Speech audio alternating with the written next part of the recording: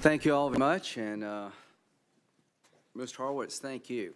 I really appreciate what you have done. Do you have your team here with you? Would it be okay if they raise their hands? Is that all right? Sure. If they're okay with it, I'm okay with it. Thank you all. You have labored hard, and your work product is impressive, and I just want to thank you all for what you've done for the country. And Mr. Horowitz, I'm dying to hear from you, but I bet I haven't made 20 minutes of opening statements in a year, but I'm going to take a little bit longer to try to lay out what I think is before us as a nation. Crossfire Hurricane was probably the best name ever given to an investigation in the history of investigations, because I think that's what we wound up with, a crossfire and a hurricane. There's been a lot of media reports about your report before it was issued. And I remember reading all these headlines, lawful investigation with a few irregularities. Everything okay, low-level people kind of got off track. If that's what you get out of this report, you clearly didn't read it. If that's your takeaway, that this thing was lawfully predicated, and that's the main point, you missed the entire report. How do you get a headline like that? That's what you want it to be. You want it to be that and nothing more. And I can assure you, if this had been a Democratic president going through what President Trump had gone through, that would not have been the headline. The headline would be, the FBI takes law into its own hands. Biased agents cut corners, lie to court, ignore exoneration. So the first thing I want you to know is how the cake is baked here.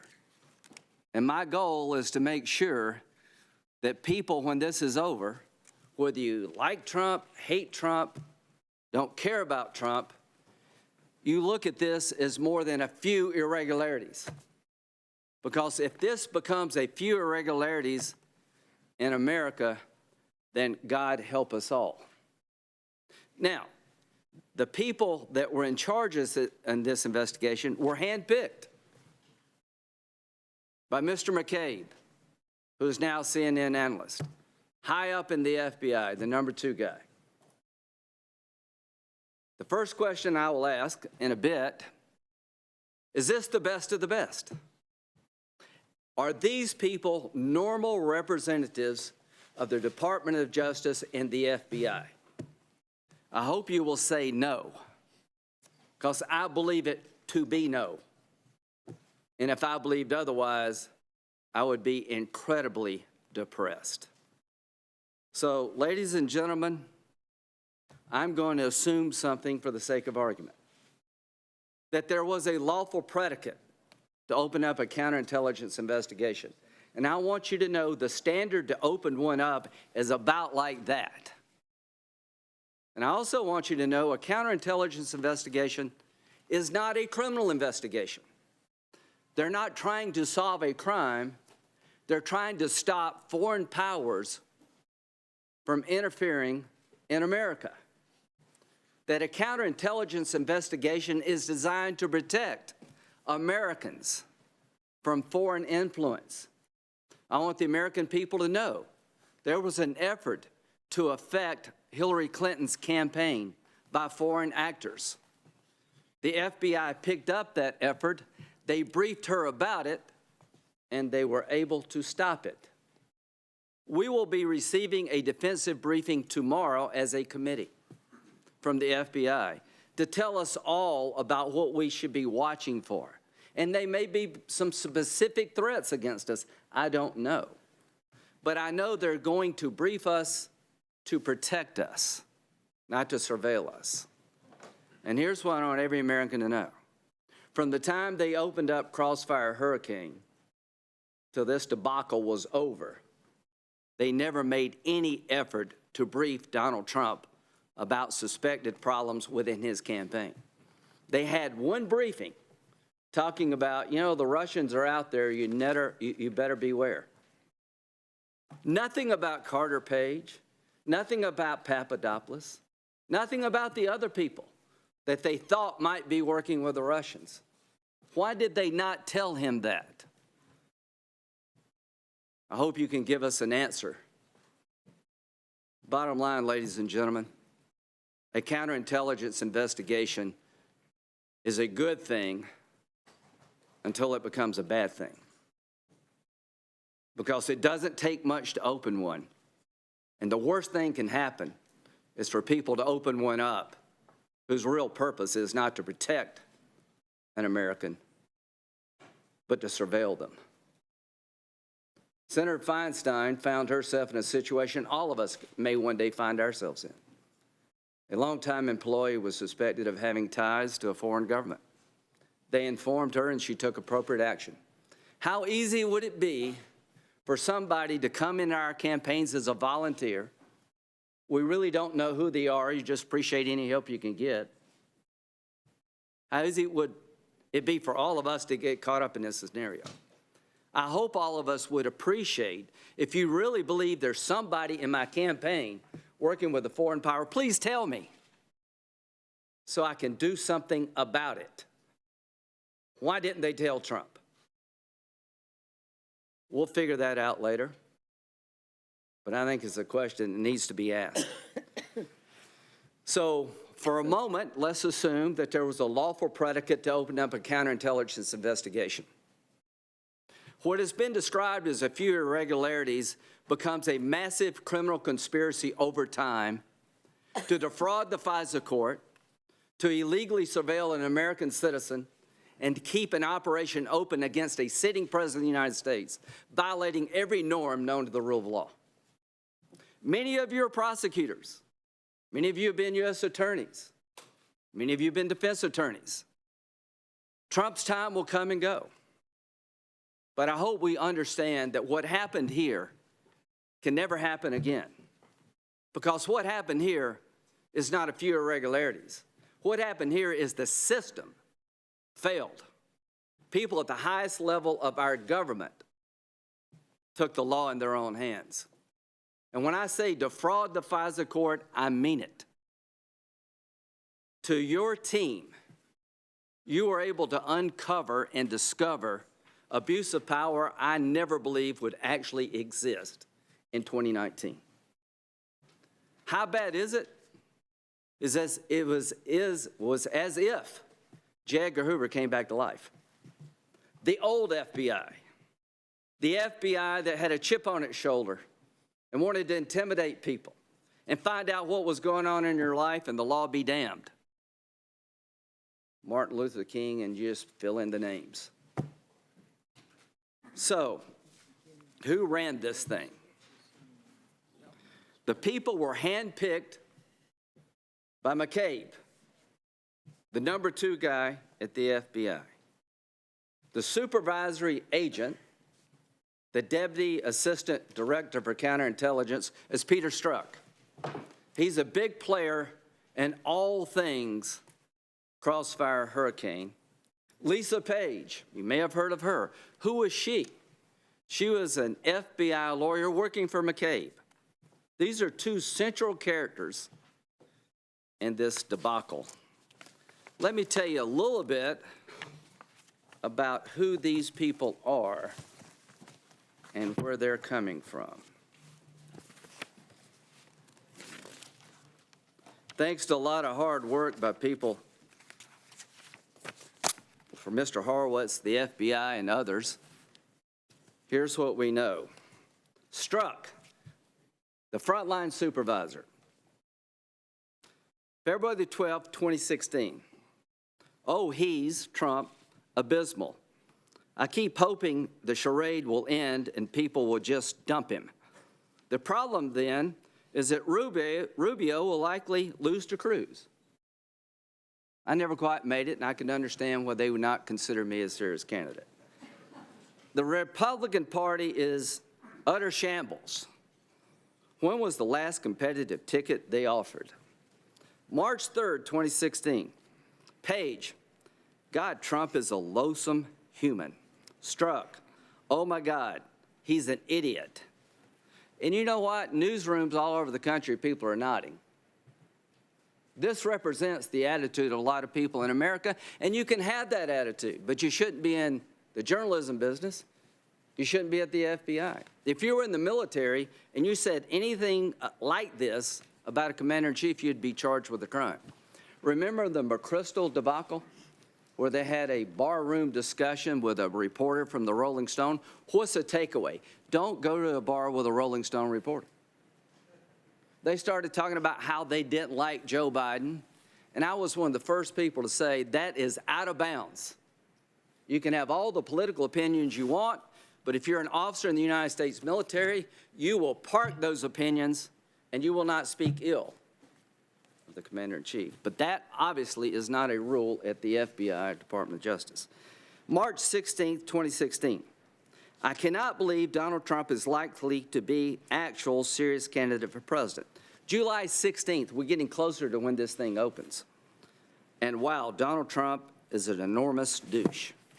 Again, a lot of people agree with that.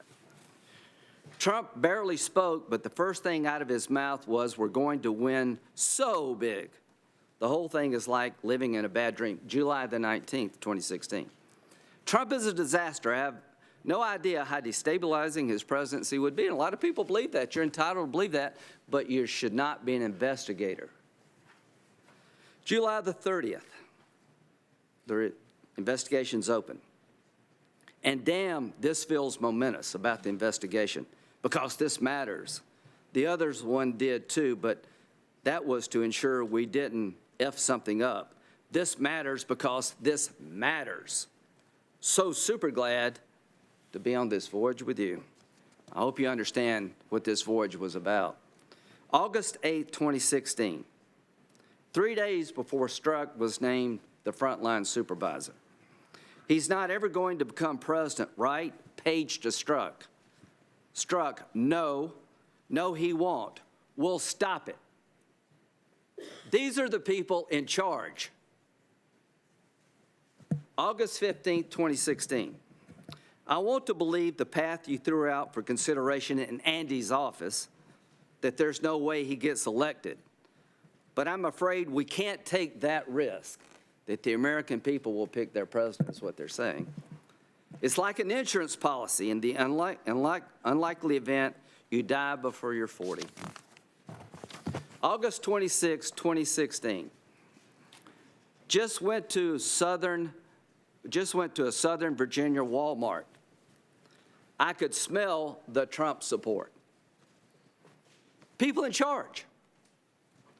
October 11, 2016. Currently fighting with Stu for the FISA. Stu was a lawyer who thought this thing was not on the up and up. Stood his ground until he couldn't stand it anymore.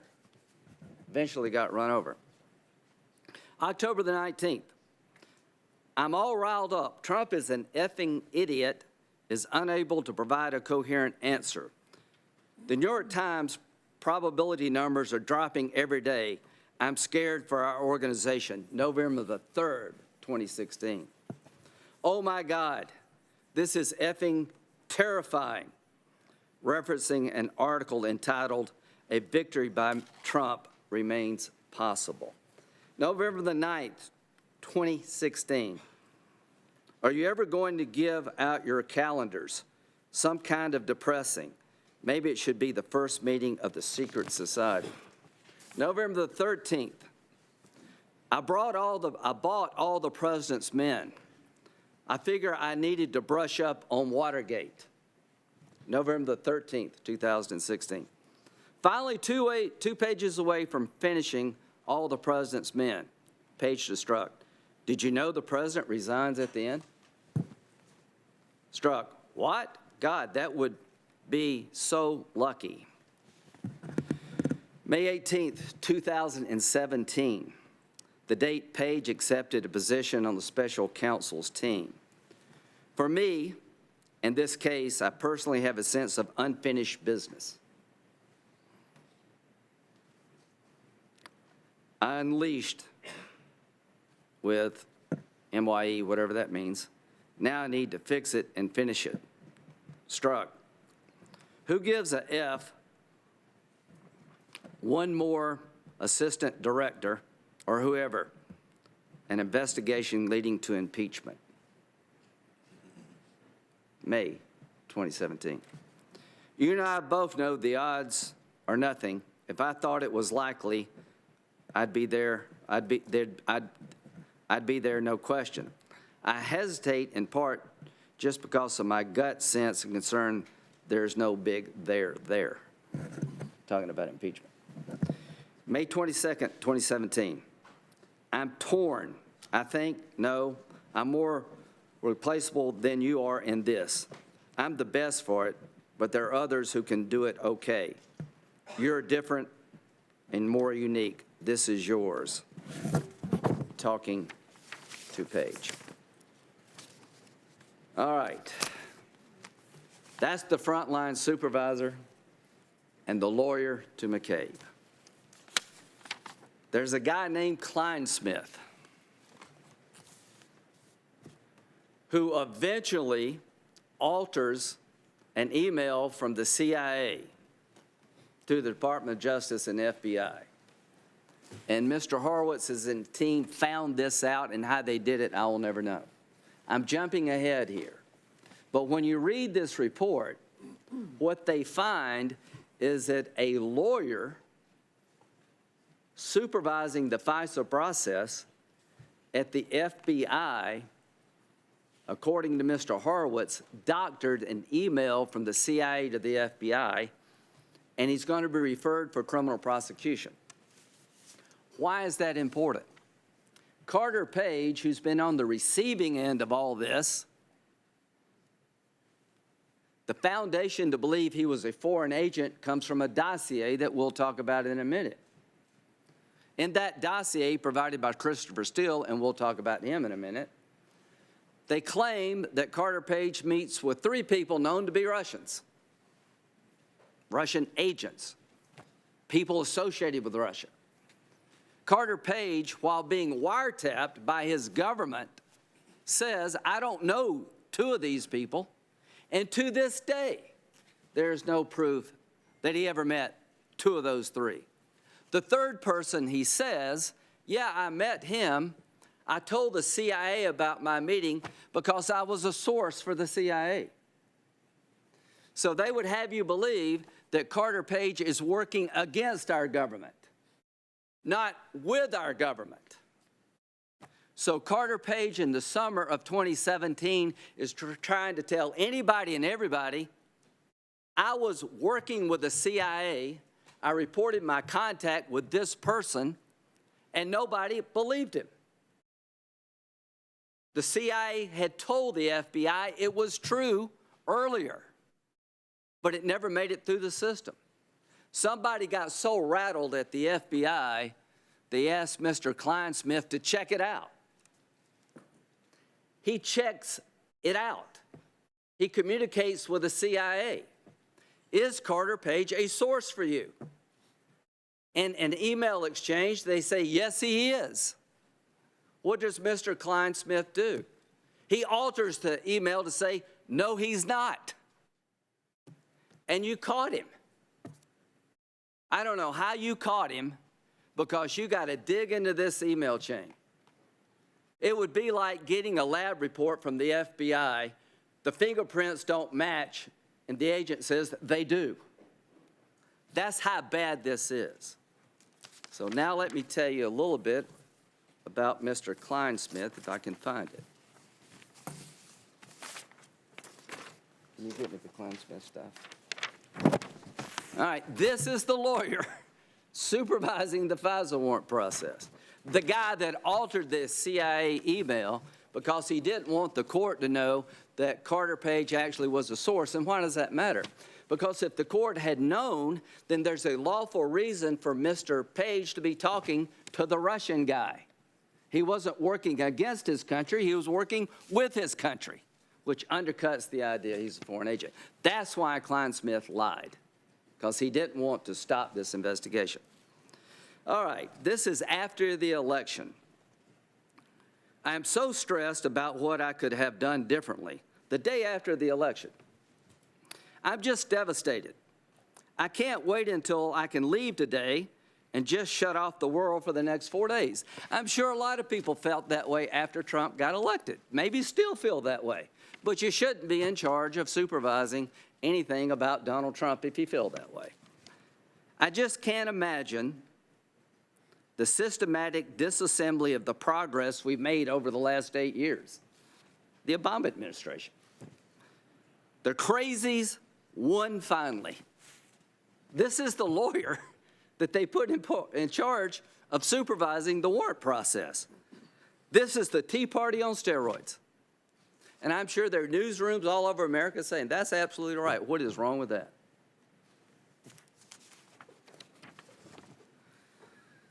Oh, also, Pence is stupid.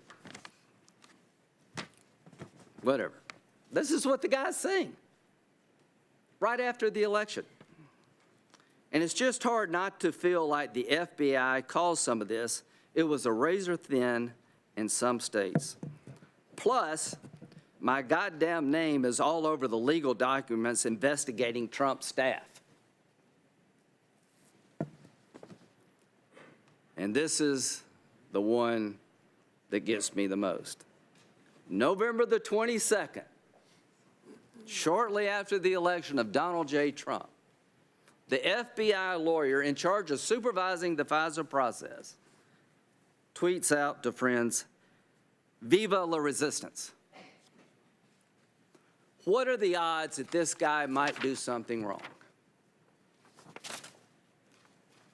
Would you have to be part of a right-wing conspiracy to predict in the future maybe this guy will get off script? Folks, if these are a few irregularities, the rule of law in this country is dead. And here's the good news. These are not a few irregularities. These are a few bad people that couldn't believe Trump won, didn't want him to win, and when he won, couldn't tolerate the fact that he won. And all these smelly people elected him. This is bad stuff. So if you get out of this report, lawful investigation with a few irregularities, it says more about you than Mr. Horowitz. Now, how the hell did this whole thing start? What got us here today? They opened up a counterintelligence investigation in July. We know the Russians are messing in our election. And it was the Russians, ladies and gentlemen, who stole the Democratic National Committee emails, Podesta's emails, and screwed around with Hillary Clinton. It wasn't the Ukrainians. It was the Russians. And they're coming after us again. So to be concerned that the Russians are messing with presidential campaigns was a legitimate concern. So they looked around at the Trump campaign and said, well, let's see if we can protect the Trump campaign. Carter Page went to Moscow a lot, made speeches. If you've ever met Carter Page, one thing you will not accuse him of is being James Bond. This poor guy, Papadopoulos, picked by Sam Clovis to be part of Trump's national security team. This national security team was literally picked up off the street. If you've had a photo with Donald Trump, you spent more time with Donald Trump than Papadopoulos and Page. They're not paid, they're volunteers. But the FBI thinks we need to watch these guys with Manafort, as well as, who's the other one? Flynn, General Flynn. So they open up a counterintelligence investigation. Let's assume for a moment that the small predicate you need has been met. What the hell happened after they opened it up? What did they find? Were their suspicions validated? Or did they find at every turn it's really not true and they ignored it? So one of the first things they tried to do was to get a warrant under the Foreign Intelligence Surveillance Act to follow Carter Page, a volunteer for the campaign and an American citizen. They applied for the warrant internally in August of 2016, and the lawyers say you don't have enough. Why? Because they had nothing. maybe this reasonable articulation is this small, but to get a warrant from a court, you got to have probable cause. So the lawyer's saying you don't have it. Everybody is now frustrated, folks. That's not the right answer. So McCabe suggests, the number 2 guy at the FBI, well, let's go look at this Steele dossier. Maybe that will get us over the hump. Just stay tuned. We'll talk about that in a minute. So on September the 19th, for the first time, they introduced the Steele dossier into the warrant application process. It worked.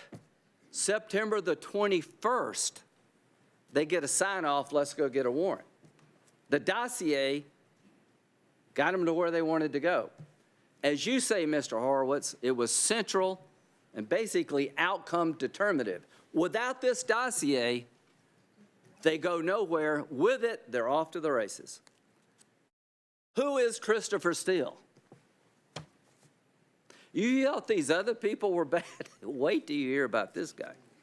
Christopher Steele was a former MI6, is that right? 6, 5, whatever it is. He was a British agent. Retired. He had a new line of business. He was hired by a company called Fusion GPS to investigate Donald Trump. Okay? You want to look at foreign influence? You're about to find it. Fusion GPS is on the payroll of the Democratic National Party. Christopher Steele is working for a company to find dirt on Trump, and the money comes from the Democratic Party.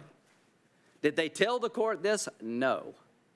Is that a bit unnerving? Would be to me.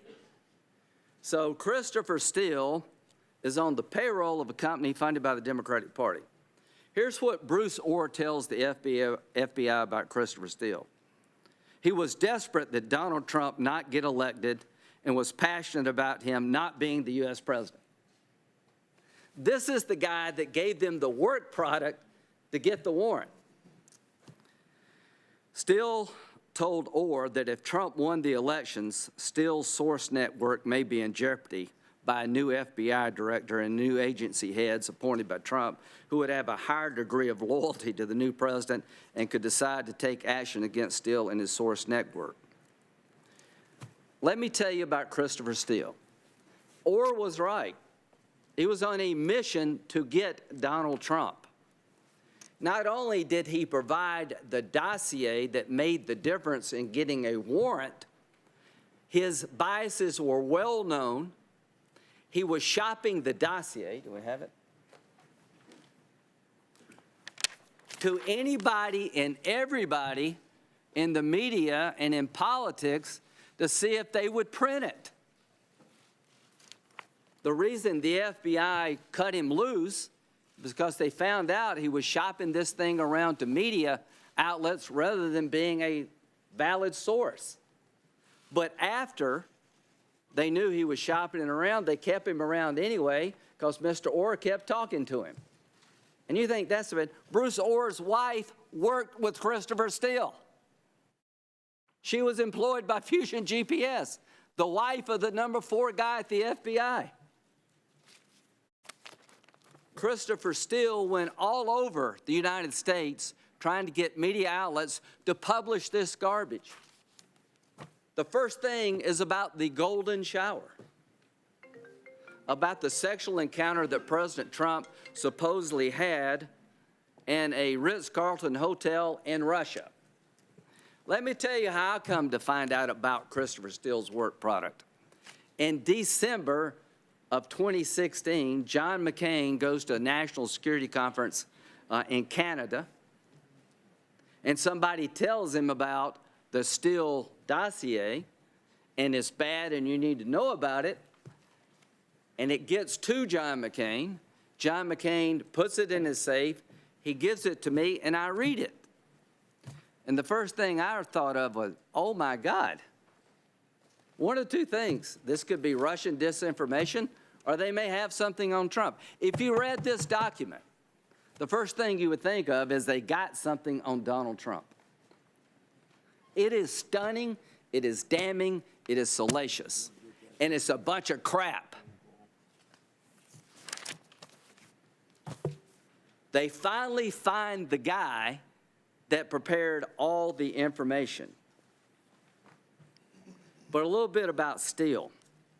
In 2015, the British Intelligence Service said, you need to watch this guy, he's not reliable.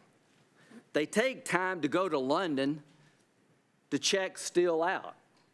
And they're told he demonstrates lack of self-awareness, poor judgment, keen to help but underpinned by poor judgment, judgment pursuing people with political risk but no intel value. If you'd spend 30 minutes looking at Christopher Steele, you would understand this guy is biased. He's got an axe to grind. He's on the payroll of the opposing party. Take anything he says with a grain of salt. In January 2017, the FBI figures out who the subsource of the Steele dossier is. What you need to know, this is not what Steele found himself. This is what he gathered from one person. They finally found out who this one person is. They go talk to him in January 2017. Where's that summary? 5 people interview the primary subsource, the guy that provided Steele with everything. And they showed him the dossier. Read pages 186 to 190. What does the Russian guy tell the FBI about the dossier? That Steele misstated or exaggerated the prime subsource's statements, that Trump's alleged sexual activities at the Ritz-Carlton Hotel in Moscow was rumor and speculation. He went on to say he heard it at a bar. And in the report, it suggests that a Western employee of the Ritz-Carlton confirmed this escapade by then private citizen Trump. When he read that, he says, that's not true. I never told Steele that somebody working for the Ritz-Carlton confirmed this. I heard it at a bar. Primary subsource stated that he never expected Steele to put the primary subsource's statements in reports or present them as facts. They were word of mouth and hearsay, conversations had with friends over beers, were statements made in jest that should be taken with a grain of salt. So in January 2017, the person who did all the assembling of the information for the now famous Steele dossier tells the FBI, I disavow everything in there. Now, what should happen? Time out? Let's reassess? Maybe we got this wrong? What would you hope to happen? That the FBI would slow down? Because this is the outcome determinative document that's just had a hole blown through it. They don't slow down. They use the document they now know to be a bunch of garbage twice more to get a warrant against Carter Page. I hope Carter Page gets a lawyer and sues the hell out of the Department of Justice and the FBI. 2 more warrants were obtained by the Department of Justice and the FBI after being told in January by the Russian guy it's all a bunch of bull. But it gets worse. Here's how they describe the interview to the court. The FBI found that the Russian-based subsource to be truthful and cooperative. Nothing about, and oh, by the way, he said everything in there is a bunch of bull. You knew in January 2017, if there was no doubt before, you know by the guy who prepared it that he disavowed everything. It's not true. It's a grain of salt. You shouldn't. I didn't say all these things. Instead of stopping, they keep going. And instead of telling the court the truth, what they're required to do, they lie to the court. A few irregularities. How would you like this to happen in your life? How would you like to be on the receiving end of this? To our people in the news business, what would you like? How would you like this to be your news organization? In January 2017, there is no benefit of the doubt to be given. These 5 people from the Department of Justice and the FBI have been told by the one guy who did all the work it's a bunch of garbage. And the question is, how far up to the system did it go? Why did they apply for warrants twice more? Why didn't they stop? Everybody wants to know, was there any bias here? What motivated these people? Why do you think they kept going? Maybe because they were on a mission, not to protect Trump, but to protect us from Trump. That's what they were trying to protect, all of us smelly people from Donald Trump. That's what this is about. Whether you believe it or not, I believe it. And you know what? It could happen to y'all next time. There's some pretty passionate people on our side that I wouldn't want to be investigating any of you. So what happens next? They get a warrant twice more when they know it's a bunch of garbage. They lie to the court about the actual interview. I don't know what McCabe and Comey knew, but I'm dying to find out, and should they have known. June 2017. This is the next time they take the law in their own hands. Mr. Kleinsmith, 6 months after being told the dossier is a bunch of garbage, Kleinsmith alters an email from the CIA to change it from he is to he's not. Because if they had told the court that Page was working for the CIA, it explains the contact in the dossier. Mr. Kleinsmith had a chance in his mind to make things right, and he took it. Why did he take the law in his own hands? Why did he doctor the email? Did it have anything to do with the way he sees Donald Trump's presidency? You know what? It really doesn't matter what he was thinking. It matters what he did. And I'm glad you found out what he did. I'm glad you told the country what he did, because I'm hoping that nobody will ever do it again. So, Mr. Horowitz, the 17 irregularities that you found, some of them are earth-shattering. Some of them should scare the hell out of all of us. I just want to end sort of where I began. This is not normal. Don't judge the FBI and the Department of Justice by these characters. We're better than this. Like many of you, I've worked with the FBI a lot of my time in government.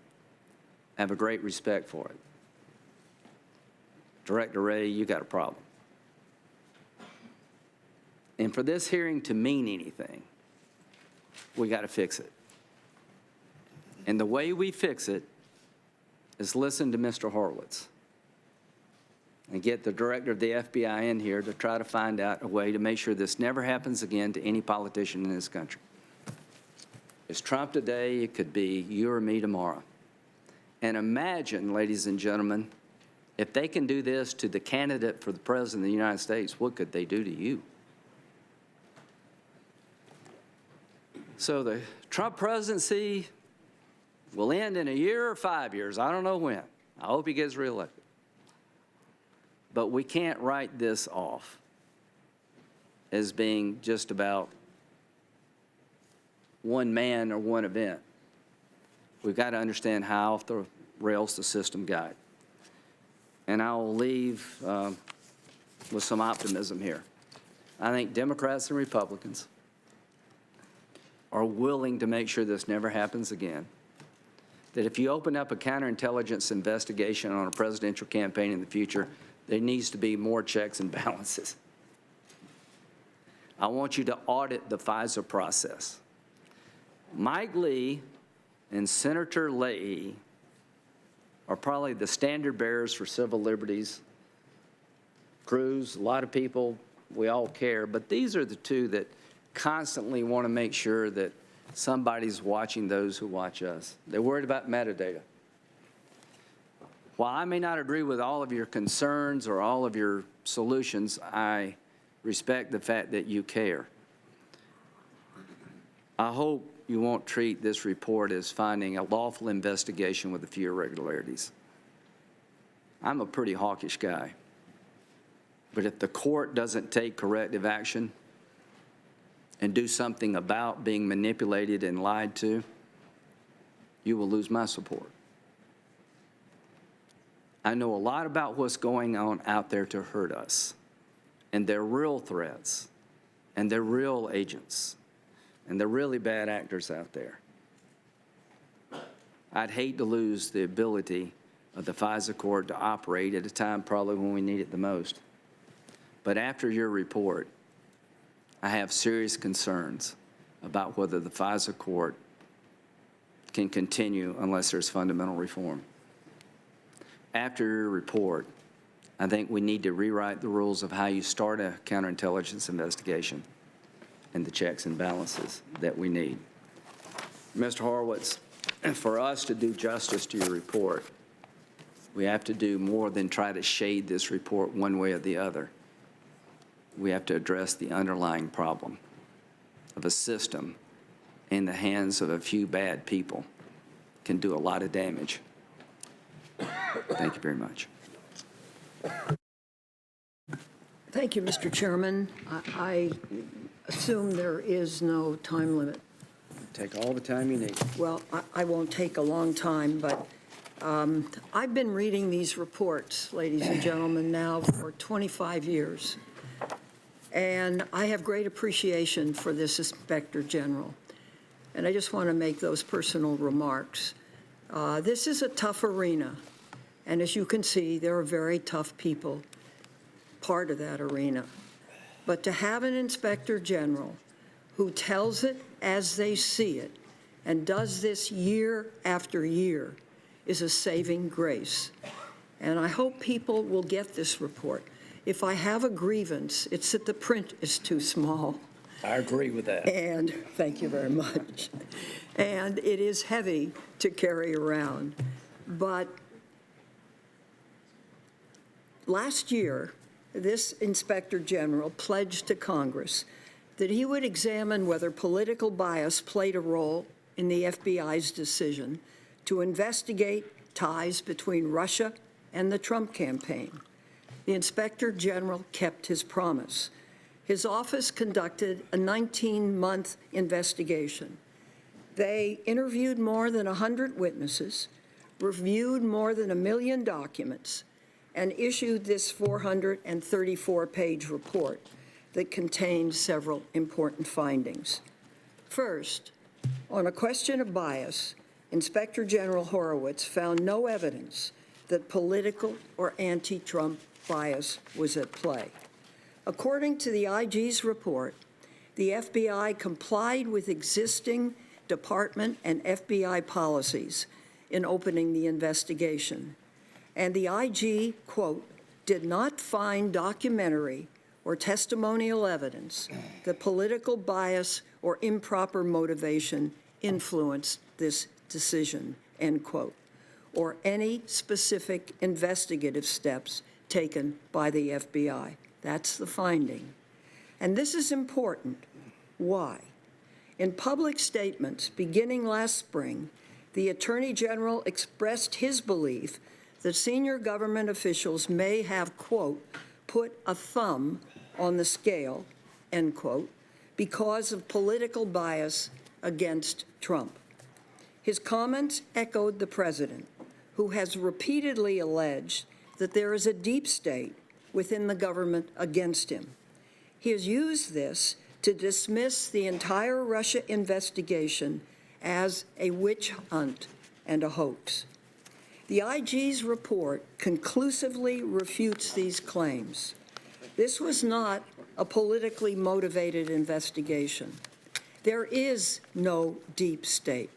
Simply put, the FBI investigation was motivated by facts, not bias. Secondly, The Inspector General confirmed that there was an adequate predicate, meaning a legitimate, factual, and legal basis to investigate. The basis was not, as some have claimed, the so-called Steele dossier. In fact, reporting from Mr. Steele played no role in opening the investigation. Instead, this report confirms that the FBI opened the investigation after being told by Australia, a trusted foreign ally, that Trump advisor George Papadopoulos had learned in 2016, the month of April, that Russia had and was willing to release, quote, information during the campaign that would be damaging to candidate Clinton, end quote. The IG report found that, quote, this information provided the FBI with a factual basis that, if true, quote, indicated activity constituting either a federal crime or a threat to national security, or both may have occurred or may be occurring. The IG also found that when the FBI learned that in late July 2016, the Bureau was aware of Russian efforts to interfere in the 2016 elections, including Russian hacking of Democratic campaign computers. Materials stolen by Russia had been released online, including by WikiLeaks. And the U.S. intelligence community assessed in August of 2016 that, quote, Russia was considering further intelligence operations to impact and disrupt elections, end quote. Against this backdrop, the FBI was obligated to investigate possible ties to the Trump campaign. According to Bill Priestap, the FBI Assistant Director who authorized opening the investigation. Other officials conveyed a similar obligation and sense of urgency to investigate. David Loffman, a National Security Division chief, said it would have been, and I quote, a dereliction of duty and responsibility of the highest order not to commit the appropriate resources as urgently as possible to run these facts to the ground and find out what was going on, end quote. The decision to open the investigation was unanimous. Not a single official disagreed. As a result, America ultimately learned extensive details about Russia's sweeping and systemic attack on the 2016 election, including that the Trump campaign knew about, welcomed, and, quote, expected it would benefit electorally, end quote, from Russia's efforts. The Inspector General's report also identifies several errors made by FBI and Justice Department line personnel when seeking warrants for surveillance on Carter Page from the FISA court. FBI Director Wray submitted a written response accepting the IG's findings, including the key finding that the FBI had sufficient cause to investigate the Trump's campaign ties to Russia. Director Wray also said that the IG's findings of FISA errors are, and I quote, constructive criticism that will make us stronger as an organization, and that he has already taken action to address the IG's recommendations. By contrast, Attorney General Barr issued a press release that continues to criticize the FBI for investigating the Trump campaign. It's really extraordinary that the Attorney General continues to make unsupported attacks on the agency that he is responsible for leading. I believe strongly that it's time to move on from the false claims of political bias. And those who showed great interest in the question of politically motivated investigations against President Trump should show the same concern about politically motivated investigations requested by the President or his Attorney General. Inspector General Horowitz, I want to thank you on behalf of this side and your staff for the hard work. We look forward to hearing from you. Thank you, Mr. Horowitz.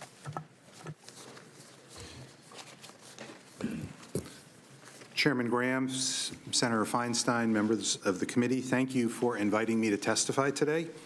The report that my office released this week is the product of a comprehensive and exhaustive review conducted over the past 19 months by an OIG team that examined more than 1 million documents in the department's and the FBI's possession, including documents other U.S.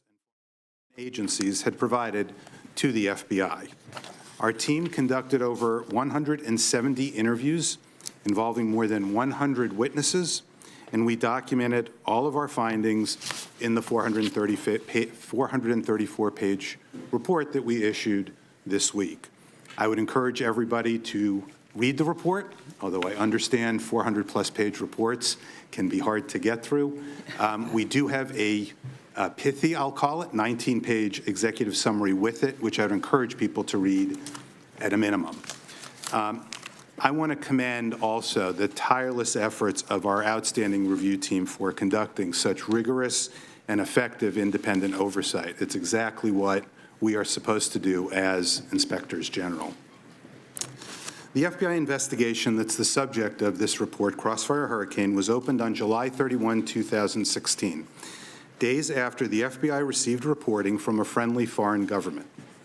The reporting stated that in a May 2016 meeting with the friendly foreign government, Trump campaign foreign policy advisor George Papadopoulos suggested, quote, suggested the Trump team had received some kind of a suggestion, close quote, from Russia that it could assist in the election process with the anonymous release of information during the campaign that would be damaging to candidate Clinton and then President Obama. Following receipt of that information, the FBI opened Crossfire Hurricane. Given the nature and sensitivity of such an investigation, we would have expected FBI personnel to faithfully adhere to the FBI's detailed policies, practices, and norms. The FBI has developed and earned a reputation as one of the world's premier law enforcement agencies, in significant part because of its adherence to those policies and its tradition of professionalism, impartiality, and non-political enforcement of the law.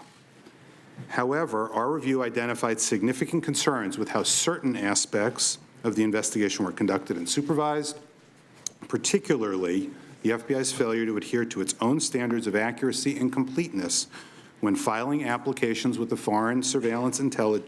applications for Foreign Intelligence Surveillance Act Authority, known as FISA, to surveil Carter Page, a U.S. person who was connected to the Trump for President campaign. We determined that the decision to open Crossfire Hurricane was made by the then FBI Counterintelligence Division's Assistant Director, Bill Priestap, and that his decision reflected a consensus reached after multiple days of discussions and meetings among senior FBI officials. We reviewed department and FBI policies and concluded that Assistant Director Priestap's exercise of discretion in opening the investigation was in compliance with those policies. We also reviewed, as we detail in the report, the emails, text messages, and other documents of those involved in that decision, and particularly Mr. Priestap's, and we did not find documentary or testimonial evidence that indicated political bias or improper motivation influencing his decision to open the investigation. While the information in the FBI's possession at the time was limited, in light of the low threshold established by department and FBI predication policy, which, by the way, is not a legal requirement, but rather a prudential one in the FBI and department policies, we found that Crossfire Hurricane was open for an authorized investigative purpose and with sufficient factual predication. This decision to open Crossfire Hurricane, which involved the activities of individuals associated with a national major party campaign for president, was, under department and FBI policy, a discretionary judgment left to the FBI. As we point out in our report, there was no requirement that department officials be consulted or even notified of that decision prior to the FBI making that decision. Consistent with this policy, the FBI advised supervisors in the department's National Security Division of the investigation days after it had been opened. As we detail in our report, high-level department notice and approval is required in other circumstances where investigative activity could substantially impact certain civil liberties, and that notice allows senior department officials to consider the potential constitutional and prudential implications in advance of those activities. We concluded that similar notice should be required in circumstances such as those present here. Shortly after the FBI opened the Crossfire Hurricane investigation and the FBI conducted several consensually monitored meetings, recorded meetings, between FBI confidential human sources, which we refer to as CHSs, and individuals affiliated with the Trump campaign, including a high-level campaign official who was not a subject of the investigation.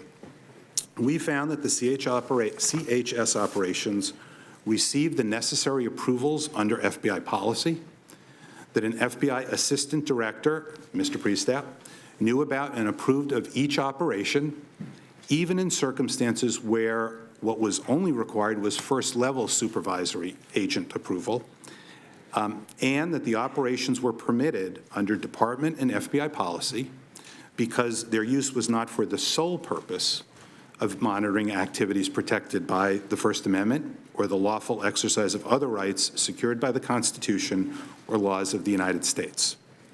We did not find documentary or testimonial evidence that political bias or improper motivation influenced the FBI's decision to conduct those CHS operations. Additionally, we found no evidence that the FBI attempted to place CHSs within or report on the Trump campaign or recruit members of the Trump campaign as CHSs.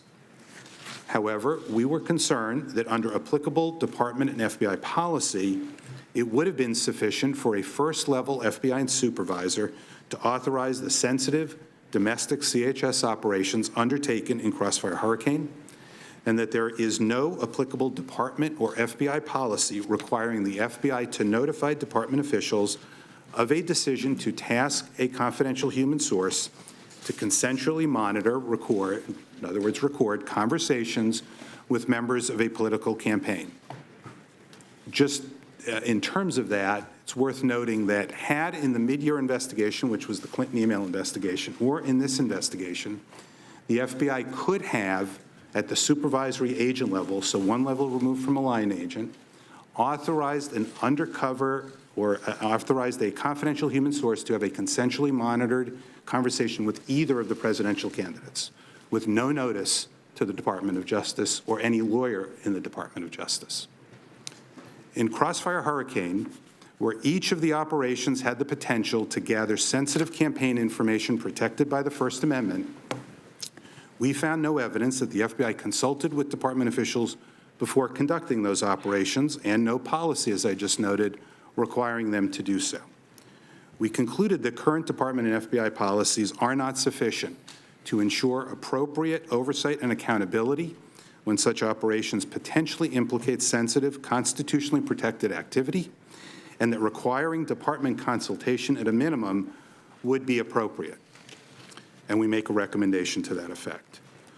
One investigative tool for which the department and the FBI policy does expressly require express advance approval by a senior department official is the seeking of a court order under FISA. When the Crossfire Hurricane team first proposed seeking a FISA order targeting Carter Page in mid-August 2016, FBI attorneys assisting the investigation considered it a, quote, close call, close quote, and the FISA order was not requested at the time. However, in September 2016, immediately after the Crossfire Hurricane team received reporting from Christopher Steele concerning Page's alleged recent activities with Russian officials, FBI attorneys advised the department that it was ready to move forward with a request to obtain FISA authority to surveil Page. FBI and department officials told us the Steele reporting, quote, pushed the FISA proposal over the line, close quote, in terms of establishing probable cause, and we concluded that the Steele reporting played a central and essential role in the decision to seek a FISA order. FBI leadership supported relying on Steele's reporting to seek a FISA order after being advised of concerns expressed by a department attorney that Steele may have been hired by someone associated with a rival candidate or campaign. Surveillance authority under FISA can significantly assist the government's efforts to combat terrorism, clandestine intelligence activity, and other threats to the national security.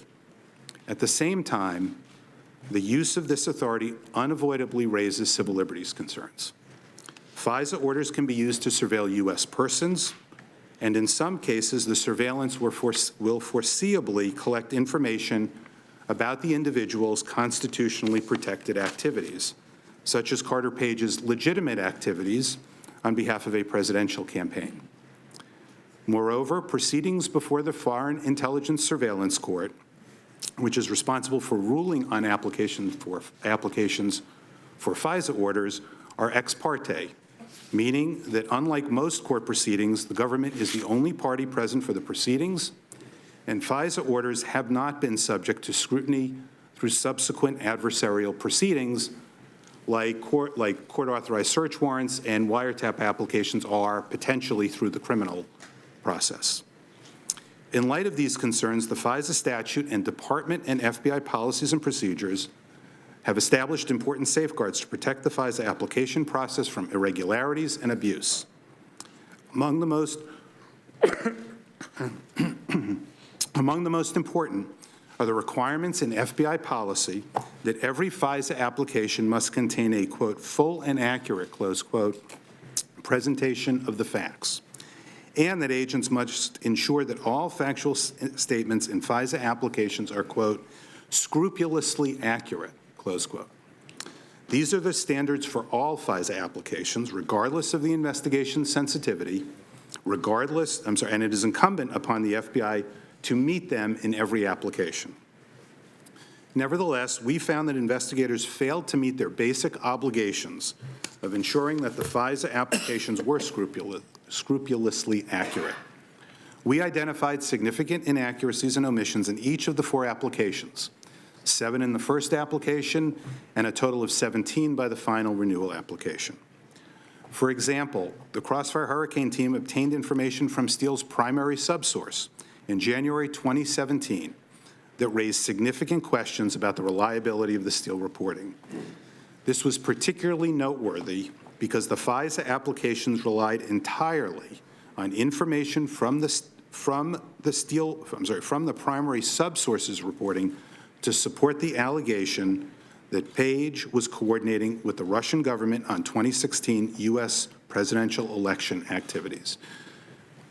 However, the FBI did not share this information with department lawyers, and it was therefore omitted from the last 2 renewal applications. All of the applications also omitted information that the FBI had obtained in August 2016, from another U.S. government agency detailing its prior relationship with Page, with Carter Page, including that Carter Page had been approved as an operational contact for that other agency from 2008 to 2013, that Page had provided information to the other agency concerning his prior contacts with certain Russian intelligence officers, and that an employee of that other agency assessed that Carter Page had been candid with them. The FBI never followed up on that information. As a result of these 7 significant inaccuracies and omissions, relevant information was not shared with and consequently considered by department lawyers and the FISA court. And the FISA applications made it appear as though the evidence supporting probable cause was stronger than was actually the case. We also found basic, fundamental, and serious errors during the completion of the FBI's factual accuracy reviews, known as the Woods procedures, which are designed to ensure that FISA applications contain a full and accurate presentation of the facts. Department lawyers and the court should have been given complete and accurate information so they could have meaningfully evaluated probable cause before authorizing the surveillance of a U.S. person associated with a presidential campaign. That did not occur. And as a result, the surveillance of Carter Page continued even as the FBI gathered information that weakened the assessment of probable cause and made the FISA applications less accurate. We concluded that investigators did not give appropriate consideration or attention to facts that cut against probable cause, and that as the investigation progressed and more information tended to undermine or weaken the assertions in the FISA applications, investigators did not reassess the information supporting probable cause. Further, the agents and supervisory agents did not follow or even appear to know certain basic requirements in the Woods procedures. Although we did not find documentary or testimonial evidence of intentional misconduct, we also did not receive satisfactory explanations for any of the errors or omissions we identified. We found, and as we outline here, are deeply concerned that so many basic and fundamental errors were made by 3 separate handpicked investigative teams on one of the most sensitive FBI investigations after the matter had been briefed to the highest levels within the FBI, even though the information sought through the use of FISA authority related so closely to an ongoing presidential campaign, and even though those involved with the investigation knew that their actions would likely be subjected to close scrutiny. The circumstances reflect a failure, as we outline in the report, not just by those who prepared the applications, but also by the managers and supervisors in the Crossfire Hurricane chain of command, including FBI senior officials who were briefed as the investigation progressed. We believe that in the FBI's most sensitive and high-priority matters, and especially when seeking court permission to use an intrusive tool such as a FISA order, it's incumbent upon the entire chain of command at the organization, including senior officials, to take the necessary steps to ensure that they are sufficiently familiar with the facts and circumstances supporting and potentially undermining a FISA application in order to provide effective oversight consistent with their level of supervisory responsibility. Such oversight requires greater familiarity with the facts than we saw in this review, where time and again during our OIG interviews, FBI managers, supervisors, and senior officials displayed a lack of understanding or awareness of important information concerning many of the problems that we identified. That is why, as you will see in the report, our final recommendation was to refer the entire chain of command that we outline here to the FBI and the Department for consideration of how to assess and address their performance failures. Additionally, in light of the significant concerns we identified, the OIG announced this week that we were initiating an audit that will further examine the FBI's compliance with the Woods procedures in FISA applications that target U.S. persons, not only in counterintelligence investigations, but also, importantly, in counterterrorism investigations. The OIG report made a number of other recommendations to the Department and the FBI. We believe that implementation of those recommendations, including those that seek individual accountability for the failures identified in our report, will improve the FBI's ability to more carefully and effectively utilize its important national security authorities like FISA, while also striving to safeguard the civil liberties and privacy of impacted U.S. persons. The OIG will continue to conduct rigorous oversight of these matters in the months and years ahead, including the recommendations that we made in this week's report. That concludes my statement, and I'd be pleased to answer any questions the committee may have. Well, thank you very much, and again, to your team, thank you for the service you've done to the country here. The former FBI Director James Comey said this week that your report vindicates him. Is that a fair assessment of your report? I think the activities we found here don't vindicate anybody who touched this. Okay. Let's run a clip here. This is what Comey said in 2018. It would be nice to have sound. Do we have sound? Okay. Never mind, I'll read it. Director Comey, the reporter, is asking him, "Can I ask you a question on FISA abuse? It's a major issue for the Republicans. Do you have a total confidence in the dossier when you used it to secure a surveillance warrant and also in the subsequent renewals?" This was asked in December of 2018, about a year ago. Comey, "I have total confidence that the FISA process was followed, that the entire case was handled in a thoughtful, responsible way by DOJ and the FBI. I think the notion that FISA was abused here is nonsense." Would it be fair to say that you take issue with that statement? Certainly, our findings were that there were significant problems with So when Comey FISA. speaks about FISA, you shouldn't listen. You should listen to Mr. Horowitz. He's not vindicated, and to be concerned about the FISA warrant process is not nonsense. Christopher Steele, is it fair to say that he had a political bias against Donald Trump? Given who he was paid for, there was a bias that needed to be disclosed to the court. Does it seem that he personally had a bias, not just because he's on the payroll of the Democratic Party, but he... Well, we found in the course of this and heard from Mr. Orr about his comment to him that he was desperate to prevent Mr. Trump's election. Again, this is the guy that provides the dossier that gets the warrant over the top against Carter Page. He's paid for by the Democratic Party, and he personally believes it's bad for Donald Trump to win. He's marketing the dossier, which is a bunch of garbage, to anybody and everybody. To me, that's important. Is that important to you? Any evidence of bias is supposed to be disclosed to the court and to the department lawyers. Okay, so let's play this out. In January 2017, when they figure out the primary subsource and they talk to the Russian guy that provided Steele all the information, what should the FBI have done at that moment? Two things: reconsidered internally where things stood, and most importantly, told the lawyers at the Justice Department who they were asking to help them get a FISA. And there are 5 people in that interview, right? Correct. Okay. Are you going to make sure those 5 people are known to the higher-ups? They are all part of the referral that I mentioned earlier. Okay. Did they have a duty to report to their supervisors and eventually to the court exculpatory information? Absolutely. They did not. They did not. Why? That's the question I can't specifically answer for you. Can you say it wasn't because of political bias? On decisions regarding those FISA matters, I do not know their state of Fair mind at enough. this point. So we're talking about actions now and trying to figure out what would motivate people. Do you think Comey and McCabe should have known?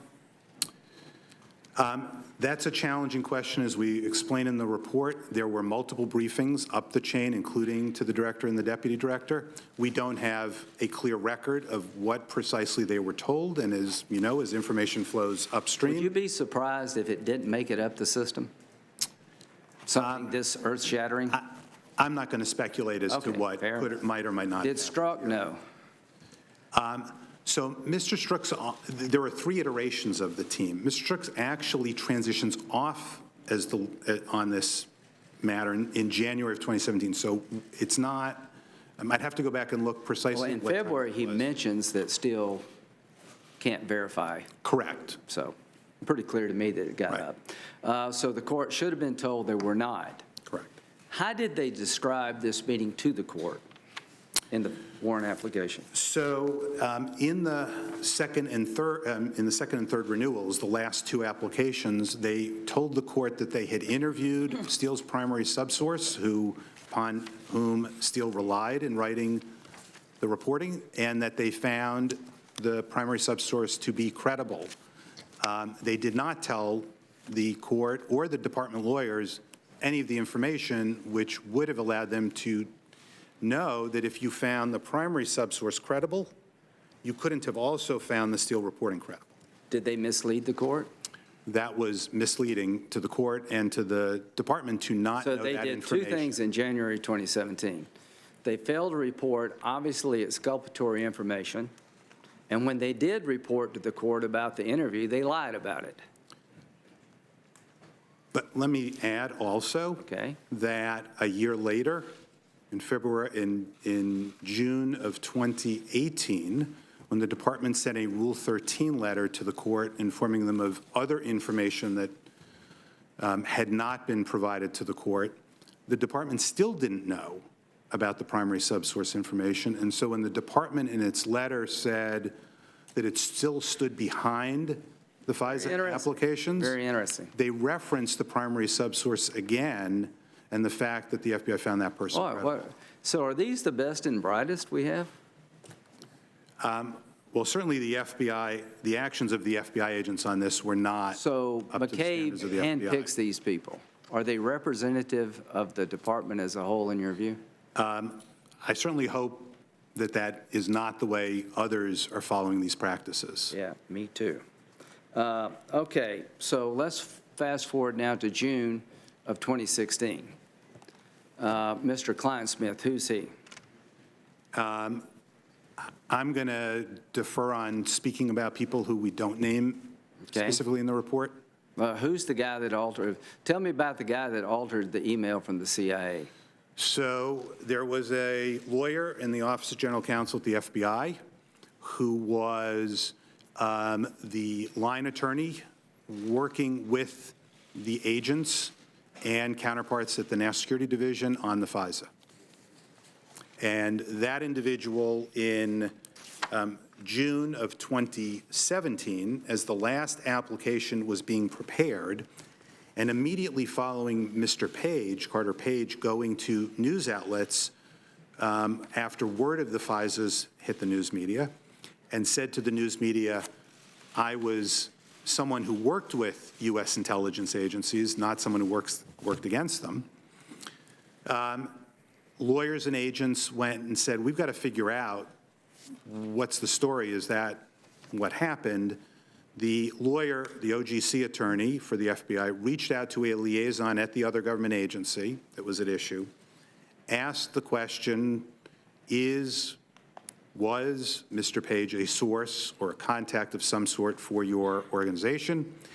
The report back in the email referenced the August 2016 memorandum that agency had provided to the FBI that I mentioned in my opening statement the FBI did no follow-up on, and said what that liaison's general recollection was that Mr. Page was or is someone who had a relationship with the entity, with the other government agency, but that the lawyer should go look at the report for confirmation. The lawyer then had a conversation with the FBI agent who was going to be the affiant, the person who swore out that final application, FISA application. The agent told us, and is detailed in here, was concerned about what he had learned about what Page said publicly and wanted a definitive answer, as he put it, as to whether Page was... Because if the agent, if Carter Page was actually telling the truth, it changes one of the predicates to consider him a foreign agent. That was the concern of the agent. Yeah. And it was the agent who was going to be swearing out. If complaint. true, it would be helpful to Mr. Page. It certainly could have and may well have been very helpful to Mr. Page. Okay. But it's, at a minimum, without any doubt, it should have been known, it should have been followed up on, and it should have Well, what been did this told lawyer people at the FBI. When the lawyer had the discussion with the agent, and the agent said, I want to see it, do you have it in writing? The lawyer said he did, and he forwarded the liaison's email, but altered it to insert the words, and not a source, into the email. So he doctored it. He doctored the original email from the liaison. It made it look like the CIA denied knowing Mr. Page. It flatly stated that he was not a source. Okay, now just imagine, folks, you're representing somebody as a defense attorney and they do this to one of your clients. I hope somebody pays a price for this, whether you like Trump or not. So why did Mr. Kleinsmith, that's who we're talking about, you don't have to say it, I'll say it. What motivated him to do that? It is unknown as to precisely why he did it, but we This is the cite. Viva la Resistance Right. guy. I was going to mention, but we reference in here Yeah. the text messages you mentioned, and Yeah. we have Yeah. not made a determination, but rather, as we note in here, Yeah. when we learned this, we notified the Attorney General and No, the you- FBI Director you- and referred it You to. did a great job. The old adage is if you wake up and the lawn is wet, you can assume it rained. If you've got a guy who hates Trump's guts from day one, thinks Pence is stupid, and everybody who voted for Trump's an idiot, and you give him power over Trump, maybe you're making a mistake. Or again, maybe, all these people who had these biases did nothing about it, maybe not. It doesn't really matter. We know what they did.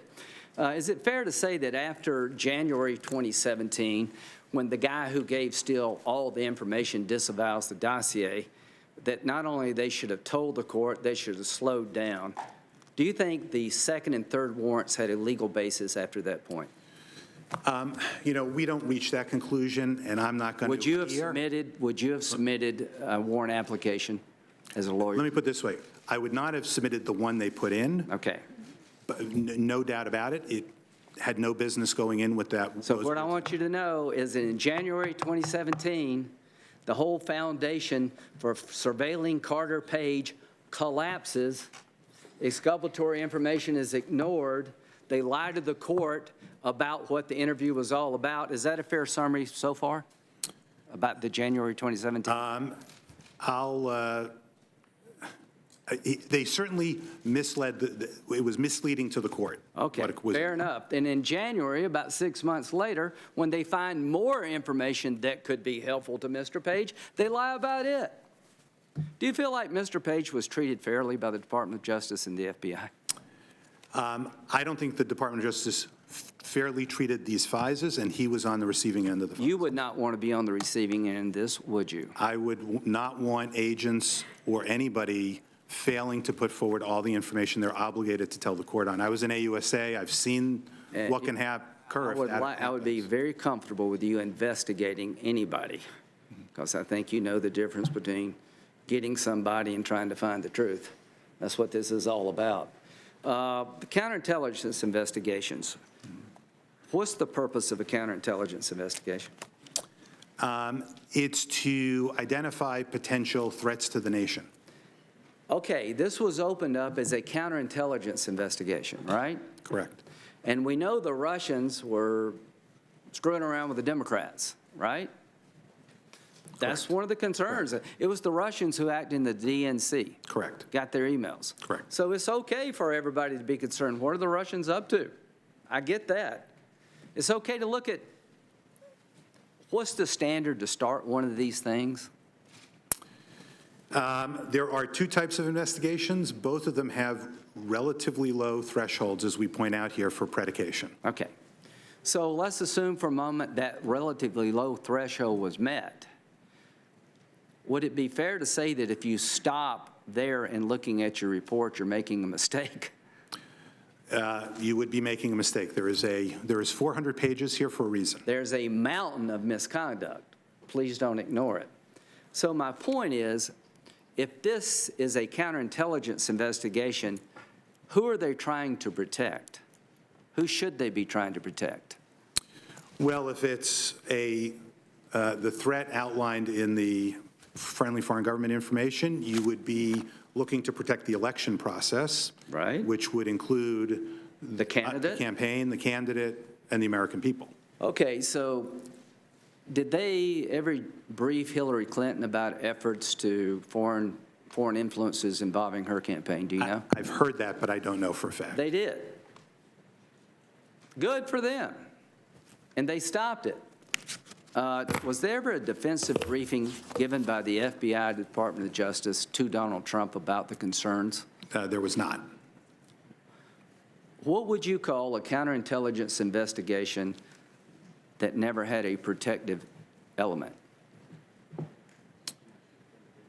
I'm not sure. Sorry, Mr. Chairman. Okay, if without eventually trying to protect the entity being influenced, is it legitimate? It would depend on each fact and circumstance. Here's what I'm trying to tell you. Yeah. If you're opening up a counterintelligence investigation to protect somebody, you should do it. Did they ever try to protect Donald Trump from foreign influence? They did not brief him, and we lay out on page 55. As a matter of fact, when they went in and gave a vanilla briefing, the Russians are out there, you better beware. Didn't they have an FBI agent do a 302 on the defensive briefing itself? They sent one of the supervisory agents from the Crossfire Hurricane team to the briefing, and that agent prepared a report to the file of the briefing About what Trump said. about what Mr. Trump said and what Mr. Flynn said. Okay, so when we get defensively briefed tomorrow, would it be okay for FBI agents to open up 302s on what we said? We have very significant concerns about that, and I would note that in Director Wray's response, he underlined that that would not occur going forward. To those who can set aside how you feel about Trump for a minute, under the guise of protecting the campaign from Russian influence, they never lift a finger to protect the campaign. Every time they had information that the people they suspected were working for the Russians, it went the other way, and they kept going. When they did generically brief candidate Trump, they sent an FBI agent in to do a 302. If this doesn't bother you, you hate Trump way too much. Was that FBI agent spying on Donald Trump when he went in there? It was a pretext meeting that I'm not going to, the process by which they have to do these meetings. If you don't have a foundation for a warrant and you continue, I'm sorry, go ahead. Do you need to say anything else? I'm sorry. There's no, okay. The incident, the event, the meeting was a briefing, and the FBI considered and decided to send that agent there to do the briefing. So the agent was actually doing the briefing, but also using it for the purpose of investigation. Okay, now I hope that doesn't happen to us tomorrow. I'll be really pissed if it does. Okay, so let's play this out. They never told Trump about the concerns. Is it fair to say there came a point to where surveilling Carter Page became unlawful? I will let the court decide that. The court has this report and will make that decision. Let's put it this way. If you don't have a legal foundation to surveil somebody and you keep doing it, is that bad? Absolutely. Is that spying? It's not, it's illegal surveillance. It's not court-authorized surveillance. Whatever illegal surveillance means, they did it. So all this stuff that they didn't illegally surveil Trump's campaign, they did because they had no legal basis after the January 2017 data dump by the Russian guy to believe that the dossier was reliable. They altered exculpatory information in June of 2017 that would have further proven that Carter Page is not a Russian agent. He was actually working with the CIA. Let me ask you very directly. Do you believe Carter Page is or ever was an agent of the Russian government trying to do harm to his country? I'm going to refer to the evidence we found here, which is that at the end of this, thank you. The FBI, at the end of these FISAs, told us that they had found no evidence to corroborate the allegations in the Steele dossier related to him. It's not that clean, folks. They knew and they ignored it. And they continued to surveil him. Why?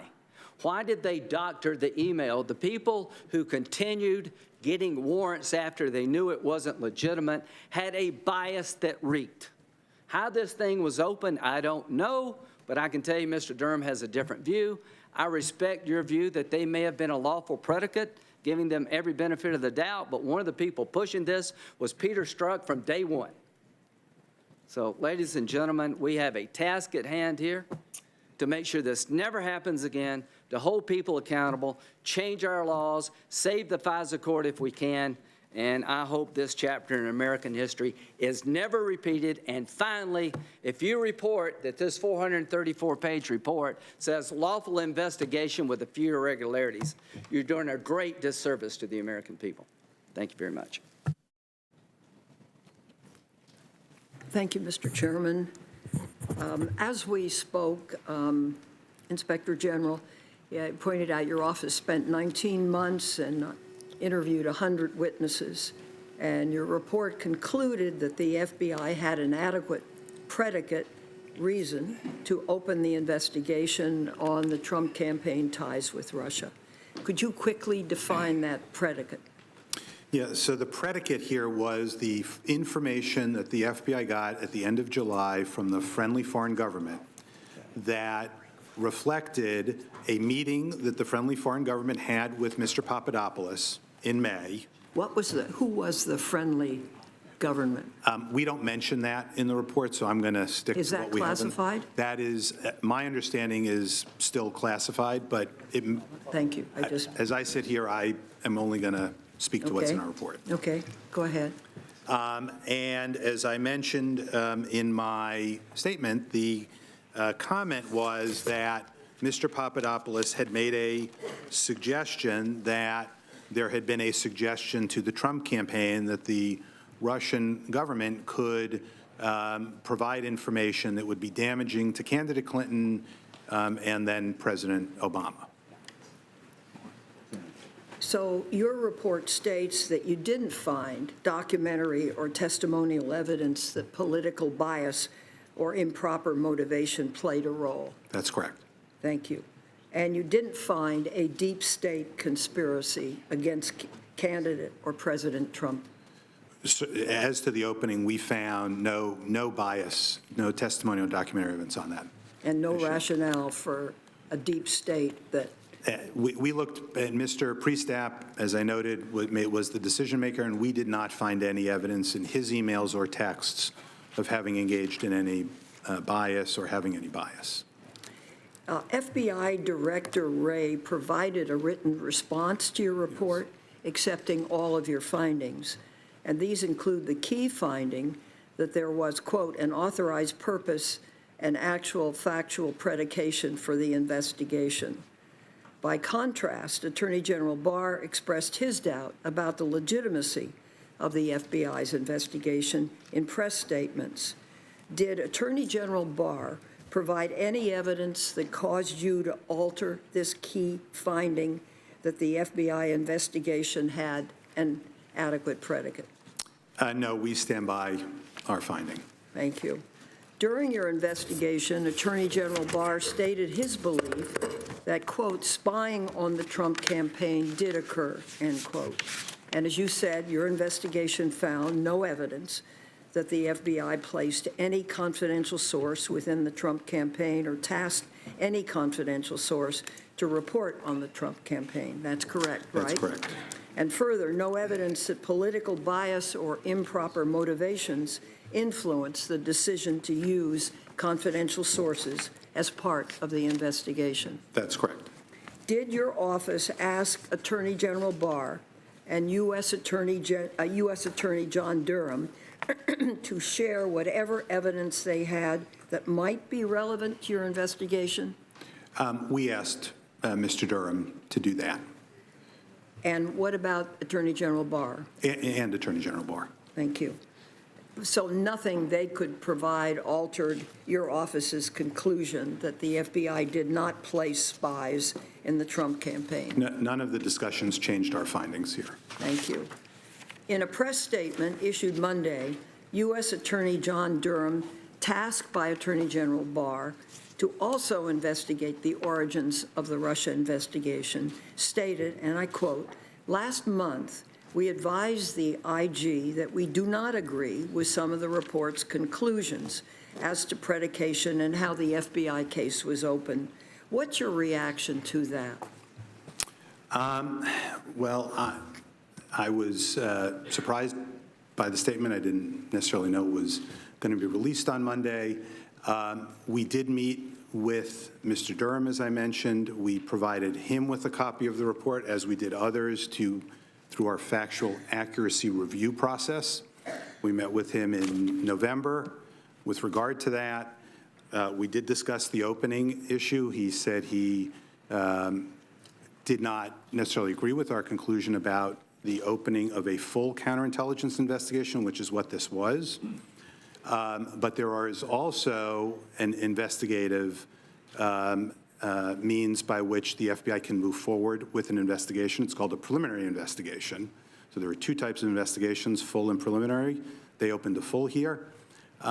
He said during the meeting that the information from the friendly foreign government was, in his view, sufficient to support the preliminary investigation. And as we note in the report, investigative steps such as confidential human source activity that occurred here are allowed under a preliminary investigation or under a full investigation. Did either Barr or Durham present anything that altered your findings? No. I wanted to ask you, since we have the author of the whistleblower legislation very proudly sitting here, you previously told this committee that whistleblower rights and protections have been one of your highest priorities since becoming IG.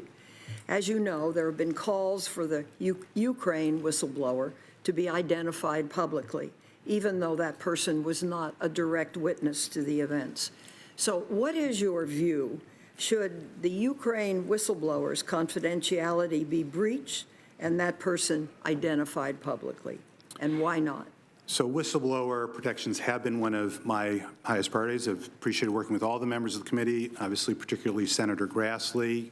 We wrote a letter recently as the IG community quoting his statement on the issues and the importance of whistleblowers, and whistleblowers have a right to expect complete, full confidentiality in all circumstances. It's in the law, in the IG Act that Congress wrote, and it's a very important provision. Thank you. In a public hearing before the House Intelligence Committee, Deputy Secretary of State George Kent testified that politically associated investigations or prosecutions against opponents of those in power undermine the rule of law. Do you agree with that? Do politically motivated investigations undermine the rule of law? I agree. Any politically motivated investigation undermines the rule of law. Thank you very much. Did you find any evidence that President Obama or anyone else in the White House asked the United States government to investigate then-candidate Trump or his campaign? We certainly didn't see any evidence of that in the FBI's files or the department's files, which was our mandate here in our authorized jurisdiction. You have a policy recommendation regarding the use of confidential human sources. I'd like to ask a few questions about it. Your investigation found that the use of confidential human sources was consistent with existing rules, correct? Correct. The use of confidential human sources here was not solely to gather First Amendment protected information. Correct, and that is the standard currently in the rules. And you found no evidence that the decision to use confidential human sources was motivated by political bias. Correct. Is that correct? With regard to your policy recommendation, what, if anything, do you believe should be changed and why? So as I mentioned in my opening statement, I think we were surprised to learn and concerned to learn that in an investigation of any political, national party political campaign, the confidential human source usage could be approved by only a first-level supervisor. In this instance, as we note here, some of them were approved at the assistant director level, but they could have been approved at just the line supervisor level. For an investigation of a major party presidential campaign of either side or of any side, that was concerning to us, particularly since there was not a requirement that any department lawyer, whether at the National Security Division, the Criminal Division, the Deputy Attorney General's Office, the Attorney General's Office, needed to be notified at any point in time. Did you give interviews about your investigation while it was ongoing? I'm sorry, did I? Did you give interviews? Oh, myself? During the No, investigation? I do not do that. Did anybody on the IG team? No, and it would have been entirely inappropriate for them to do so. So just what, I'd just like to clear this up. What are the dangers of discussing an investigation that's ongoing? So I actually wrote, and we wrote, a 500-page report about that we issued last year on the mid-year investigation, and among other things, criticized what occurred last year with regard to the handling of that investigation. Ongoing investigations need to be protected from outside influence.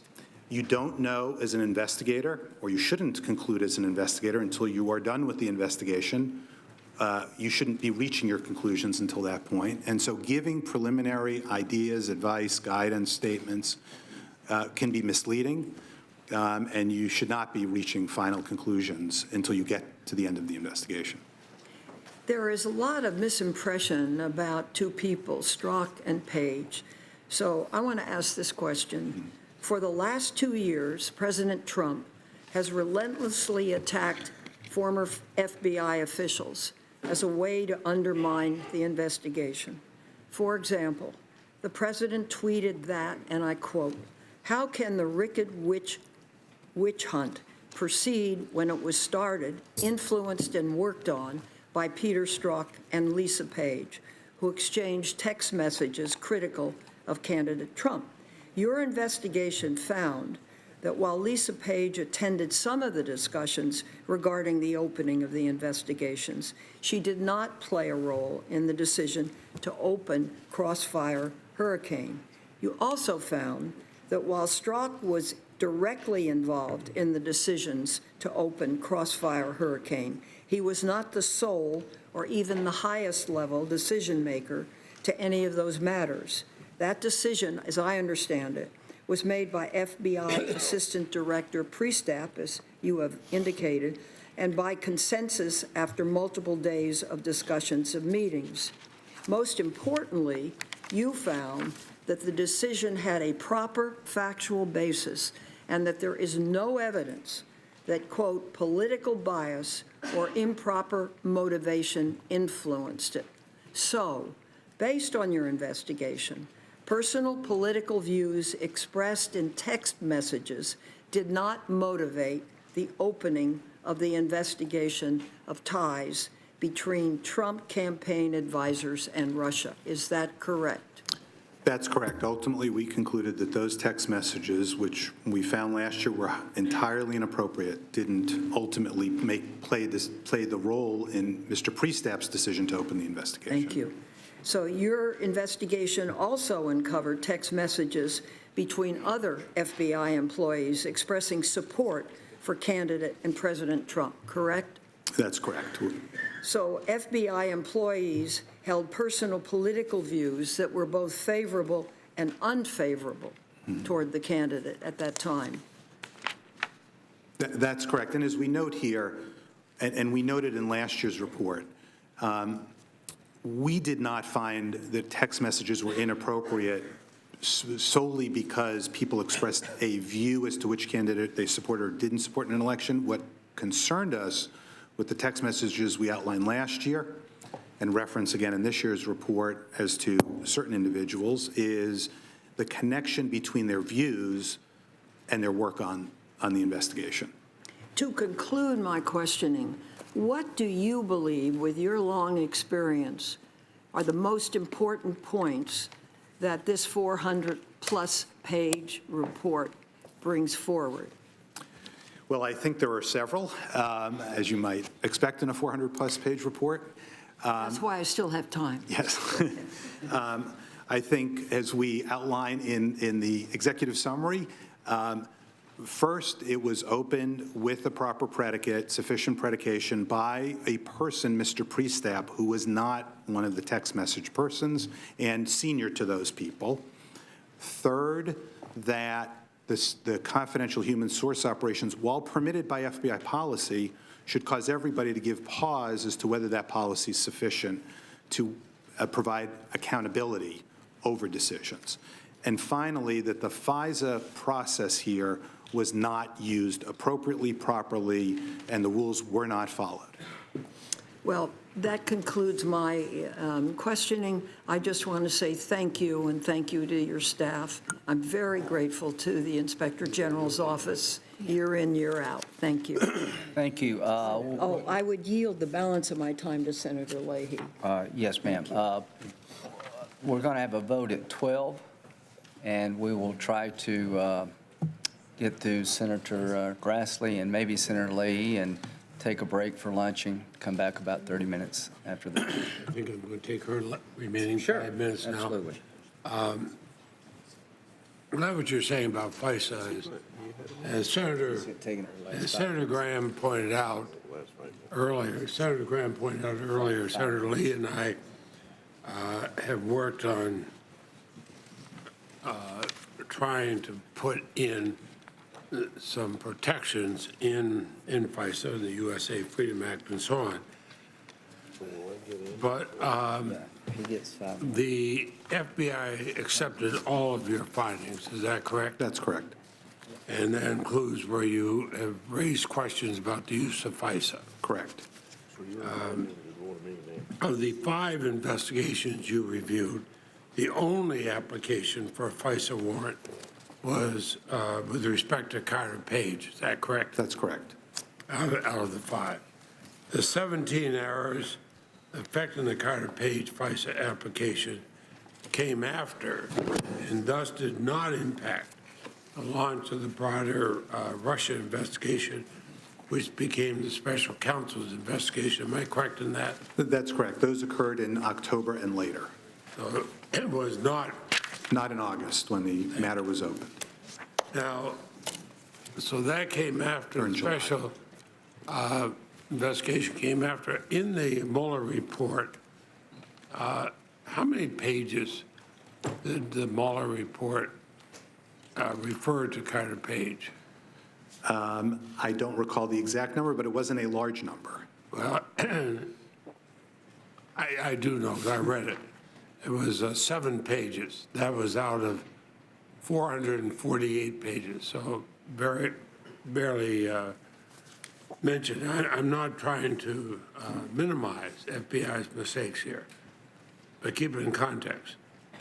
The FBI's errors in Carter Page's case do not undermine the unanimous assessment that Russia and not Ukraine interfered in our election. Is that correct? Yeah, we describe in the report the information about Russia's, the conclusions about Russia's meddling in the 2016 election. I remember one of the political events Mr. Trump was having, he said, Russia, if you're listening, take a look at this. Well, the Trump campaign seemed to welcome and exploit it. Now, none of these errors,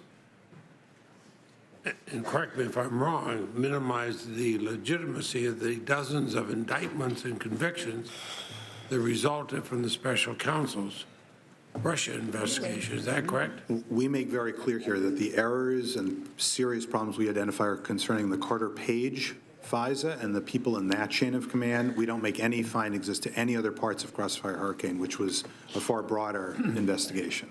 The reason I mentioned that, I don't want to undermine, because of these errors, undermining the Mueller investigation. I believe they do not undermine the Mueller investigation. Am I correct? Our review was not of the Mueller investigation. Our review was of the FISAs that were obtained, as we outline here, and of the opening of the investigation, and then the additional question we got about Mr. Orr's activities and the confidential human source use.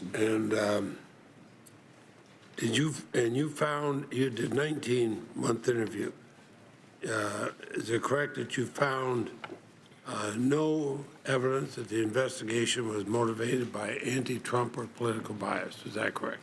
We found no evidence that the initiation of the investigation was motivated by political bias. It gets murkier, the question gets more challenging, Senator, when you get to the FISA, and when you get to the attorney's actions, for example, in connection with that FISA. Why I raised that. And did you conclude that there was a legitimate basis to investigate ties between Trump campaign advisors and Russia?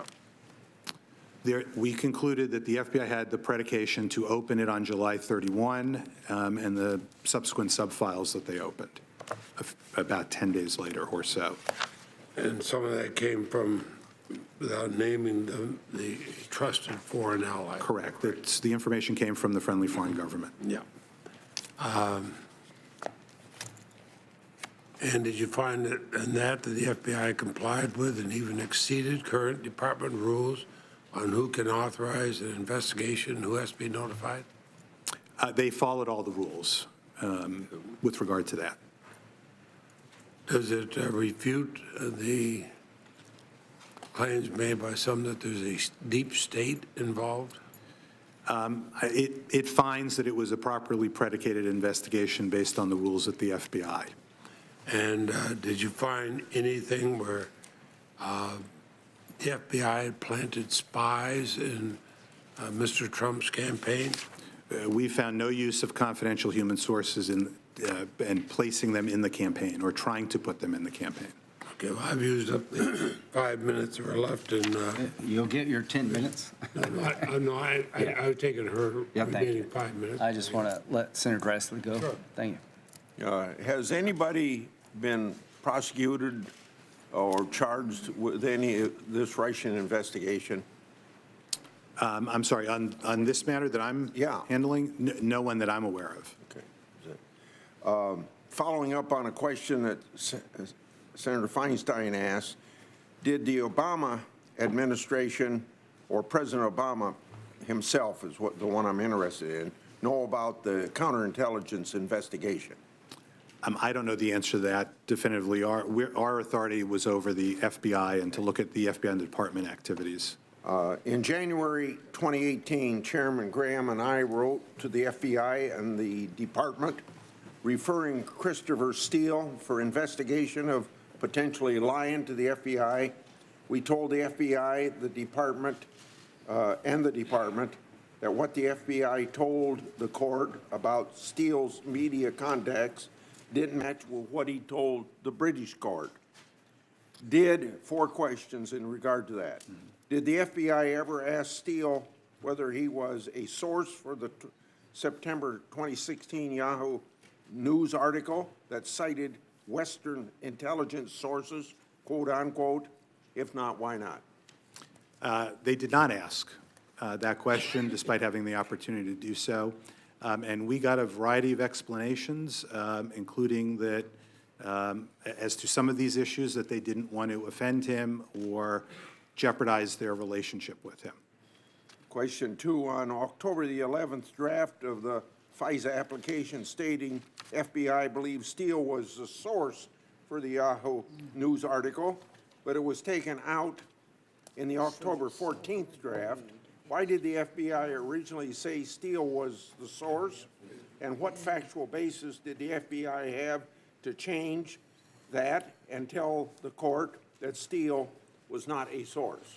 This is what was so disturbing about that event, which is the initial application said, as you noted, that the FBI assessed that Steele was the direct source, or was a direct source. And on October 14th, the drafts changed to the exact opposite. What we found is the FBI had no basis for the first statement, no evidence in their file. It turned out the first statement was, in fact, the accurate statement. The point, though, was they had no evidence to support that. And when they flipped it, they had no evidence to support that either. That's the kind of issue that under the basic Woods procedures, the factual accuracy procedures, had someone been doing their job and following up, they would have seen that and found that. And, of course, had they bothered to ask Mr. Steele, they might have found out which of the two versions was true. Maybe they weren't interested in doing their job. Question 3. Chairman Graham and I sent our referral to the FBI and the DOJ on January the 4th, 2018. And according to your report, although the FBI already knew that the British intelligence and the FBI officials discussed the litigation with Director Comey, the FBI never got Steele's statement in that litigation until we provided them. The FBI also never considered updating the court on these statements. When did the court learn about these contradictory statements about whether Steele did or didn't have contact with the media? And did anyone in the FBI seem concerned at all that it was not updating the FISC, the court? It was knowingly providing a court with incorrect and misleading information. So the FISA court first learned of it in at least as I understand it, in a letter sent in June 2018, a year after the last FISA authorization, when the Justice Department lawyers sent a letter informing them of new information that they had learned, including from the litigation, that Mr. Steele had acknowledged he was a direct contact for Yahoo News in that story. That was the first time the court was told about it. Okay. Would you look at footnote 461 for me? Yes. That footnote states that a former FBI confidential human source contacted an FBI agent in an FBI field office in late July 2016 to report information from, quote, a colleague who runs an investigative firm hired by two entities, the Democratic National Committee, as well as another individual who was not named, to explore Donald Trump's longstanding ties to Russian entities, end of quote. Was that investigative firm Fusion GPS, or did the DNC hire another firm to peddle anti-Trump information to Obama's FBI? I don't know definitively which it is, but I can certainly follow up and get back to you on that. But it is a question you can answer for me. I don't know. I have to double check on Okay. it with our folks on that. And if you couldn't, would that be a case of privacy or something? No, I just don't know if we've ultimately figured out the answer to that question, because it was in a different field office with different people to have to interview and that sort of thing. Okay. I'm not sure how much we went down that road, frankly. Okay, thank you. I've been asking questions since September 2017 about what kind of defensive briefings the FBI provided to the Trump campaign. The FBI told me its briefings to both campaigns were similar and that it wasn't aware of action that it took as a result. Chairman Johnson and I wrote again to the FBI 2 months ago. We noted that text messages between Strzok and Page indicated that the FBI may have used defensive briefings not to warn the Trump campaign, but to investigate it. 4 questions along this line. Question number 1, would you agree that with respect to the defensive briefings, the Trump campaign's briefings were treated differently than those provided to the Clinton campaign? If I could, they were called it was not an FBI briefing. The FBI went to a Office of the National Director of National Intelligence briefing. It was a strategic counterintelligence briefing, and I mention that because it precisely wasn't a defensive briefing. It was an intelligence briefing, and they were treated differently in that the agent wrote it up to the file and put the information in the file. The briefings were identical, but the net result was one was for investigative purposes and one was purely for the intelligence briefing. I think what you said touches on question 2, but I'm going to ask it anyway. In this case, the agency at the Trump campaign briefing documented statements and interactions of Michael Flynn and candidate Trump for the FBI's investigative files. Is it normal for the counterintelligence briefers to document statements and interactions of individuals that they're briefing for investigative purposes? It was documented in one and not documented in the other, as you said, Senator. And based on what we saw, there's actually no policy on it. But based on the reaction of the current leadership and Director Wray's response, where he underlined the word, "this will not happen" going forward, I think it's pretty clear what his state of mind is on that, that this should not have occurred. Question number 3, did the FBI make any investigative use of the information garnered in the defense briefing, for example, to inform its later interview with Michael Flynn? So I don't know definitively whether that did occur, but that was certainly the stated purpose for the agent being present. Okay. Lastly, campaigns place trust in the FBI to provide an environment of cooperation and honest assessments about the risk of foreign threats. How can the FBI repair that trust after abusing the briefing process? Well, that's where we make the recommendation. We think the FBI has to clearly state what its policy is. It does these kind of strategic briefings, as the chairman mentioned, for members of Congress, for private citizens, companies when they get attacked You wanna go? on their computer systems, for example, for transition purposes, as was the case here. And there needs to be clear guidance and rules so that those getting the briefings understand. Okay. On another point, according to your report, Bruce Orr told the FBI that Steele's reporting had gone to the Clinton campaign November 2016. By January 11, 2017, key investigators knew the dossier was prepared in part for the DNC. And by February and March 2017, quote unquote, it was broadly known in the FBI and by senior Justice Department officials that Den Simpson was working for the Democrat Party. How many people in the FBI and DOJ knew that the Steele dossier was political opposition research funded by the Democrats, and who were they, and did any of them approve information in the FISA or any of its renewals while knowing who was paying for it?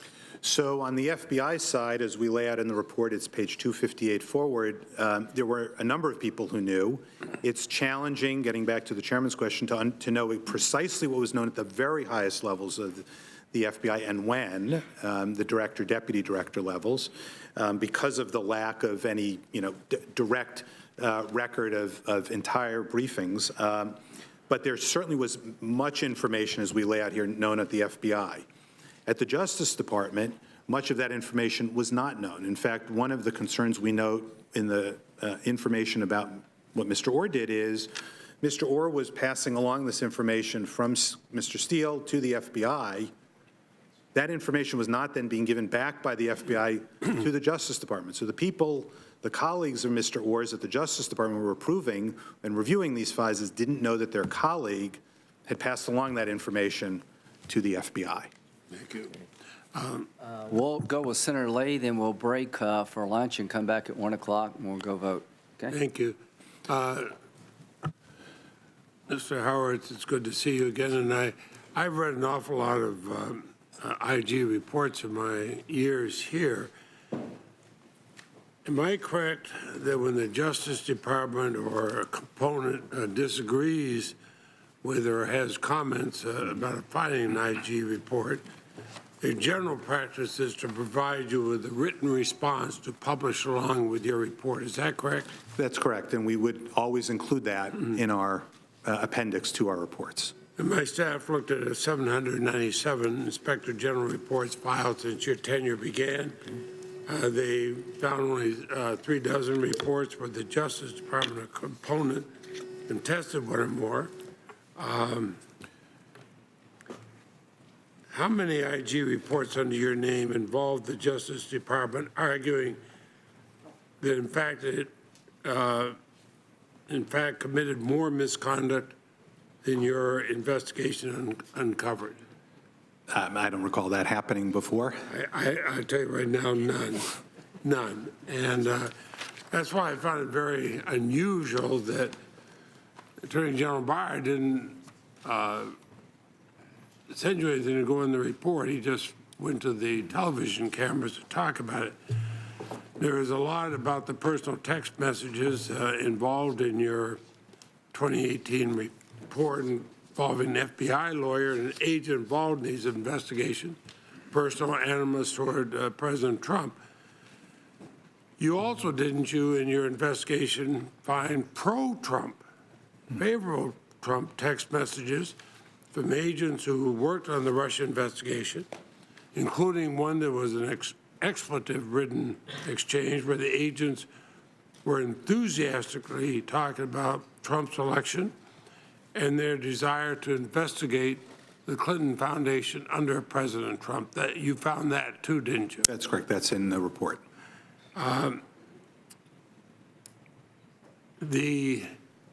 Well, I think it's potentially problematic whether they're pro-Trump or pro-Clinton in their things. I assume the FBI investigators can have strong views on politics, but the question is, does it impact their work? Exactly right. I think it's very important to keep in mind that while they frankly should never be using their government devices to have political discussions, whether they're working on a sensitive campaign or sensitive matter or not, in our view, and we took the view last year, we laid it out, we were not holding or referring people for performance failures simply because they expressed support or lack of support for a candidate. It was precisely as you indicated. Thank you. Connecting it to their Both activity. those that were pro-Trump or pro-Clinton. Thank you. Now, there was one occasion where I think bias did impact one or more Russian works. The FBI appropriately kept quiet about the Trump-Russia investigation during the 2016 election. The same can't be said about the Clinton administration. Rudy Giuliani and others appear to receive highly sensitive leaks from the New York FBI field office, leaks that likely contributed to Director Comey's public announcement that he was reopening the Clinton investigation just days before the election. I asked then Director Comey about these leaks. He said he was investigating. Now, we know the number of these leaks to Mr. Giuliani, which he then ran to the cameras and actually bragged about talking about. What can you tell us about the New York field office's leaks to Rudolph Giuliani and others? So as we noted publicly last year in our report, we were very concerned about that. We put in the appendix charts showing all the different contacts. And subsequent to that report, and this continues to this day, we are investigating those contacts.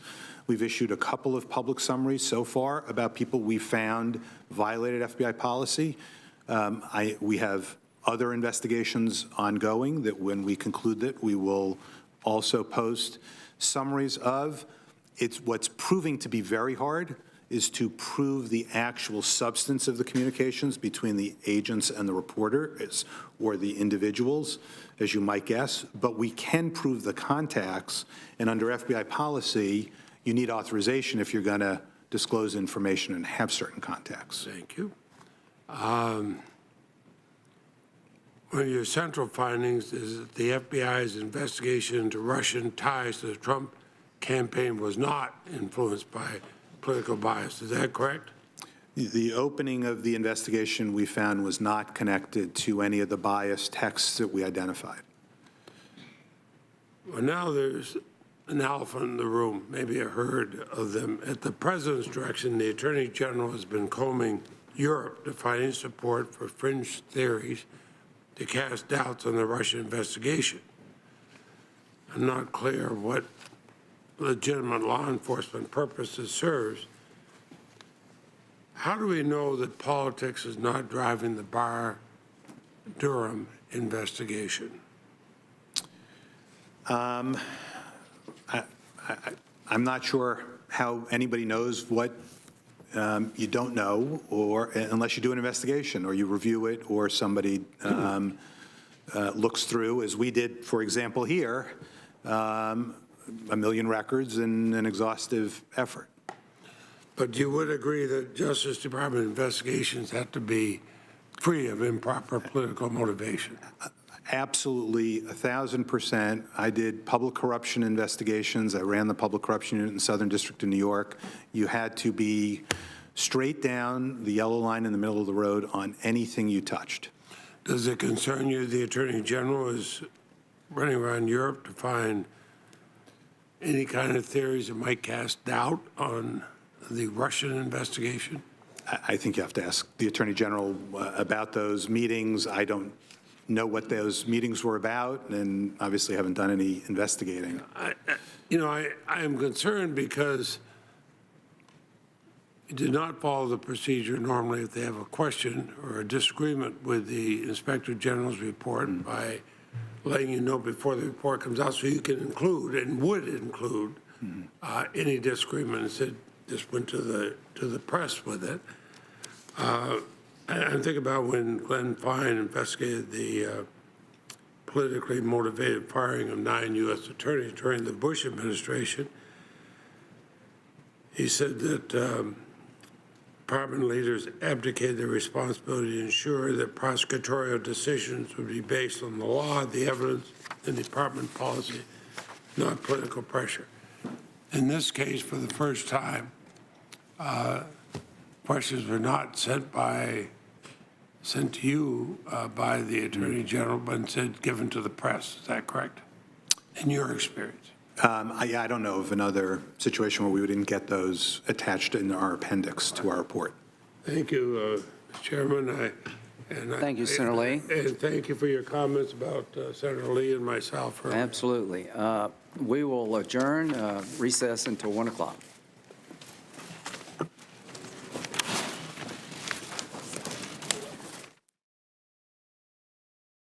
All right, folks, and stay here worldwide with us on News Now. We're going to replay some of the biggest moments that happened within these last hour and 45 minutes. We appreciate everyone joining us on News Now. Remember, we are your source for everything political as we get really going on this road to 2020 coming up next year. We're going to have it all for you. But of course, before the road to 2020, it's more than likely, it's looking like we are going to have a Senate impeachment trial to start the new year in 2020. We invite you to watch that day by day with us, hour by hour, and really minute by minute. So stay with us here on News Now, everybody. We are in a short commercial break on TV, but for all our friends worldwide on YouTube, thank you so much for being part of this great News Now experience.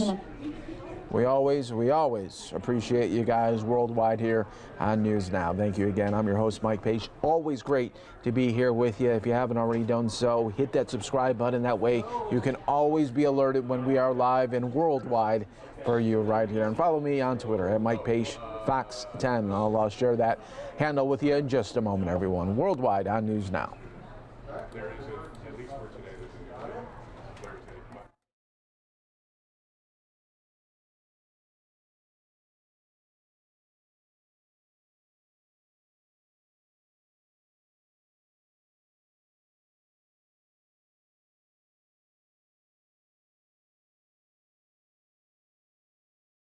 And you can follow me right here on Twitter at Mike Page Fox 10 there, and you can thank me for providing this coverage here for you, streaming it from Gavel in and Gavel out. It'd be great to have you here and join us and continue that conversation on Twitter as well, everyone.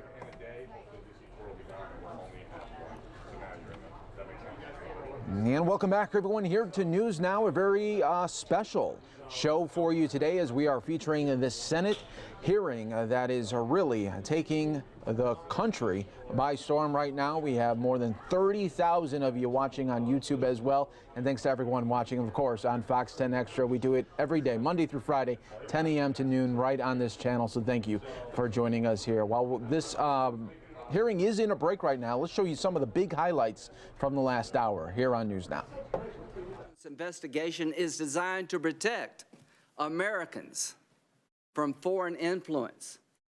I want the American people to know there was an effort to affect Hillary Clinton's campaign by foreign actors. The FBI picked up that effort, they briefed her about it, and they were able to stop it. We will be receiving a defensive briefing tomorrow as a committee from the FBI to tell us all about what we should be watching for. And they may be some specific threats against us. I don't know. But I know they're going to brief us to protect us, not to surveil us. And here's what I want every American to know. From the time they opened up Crossfire Hurricane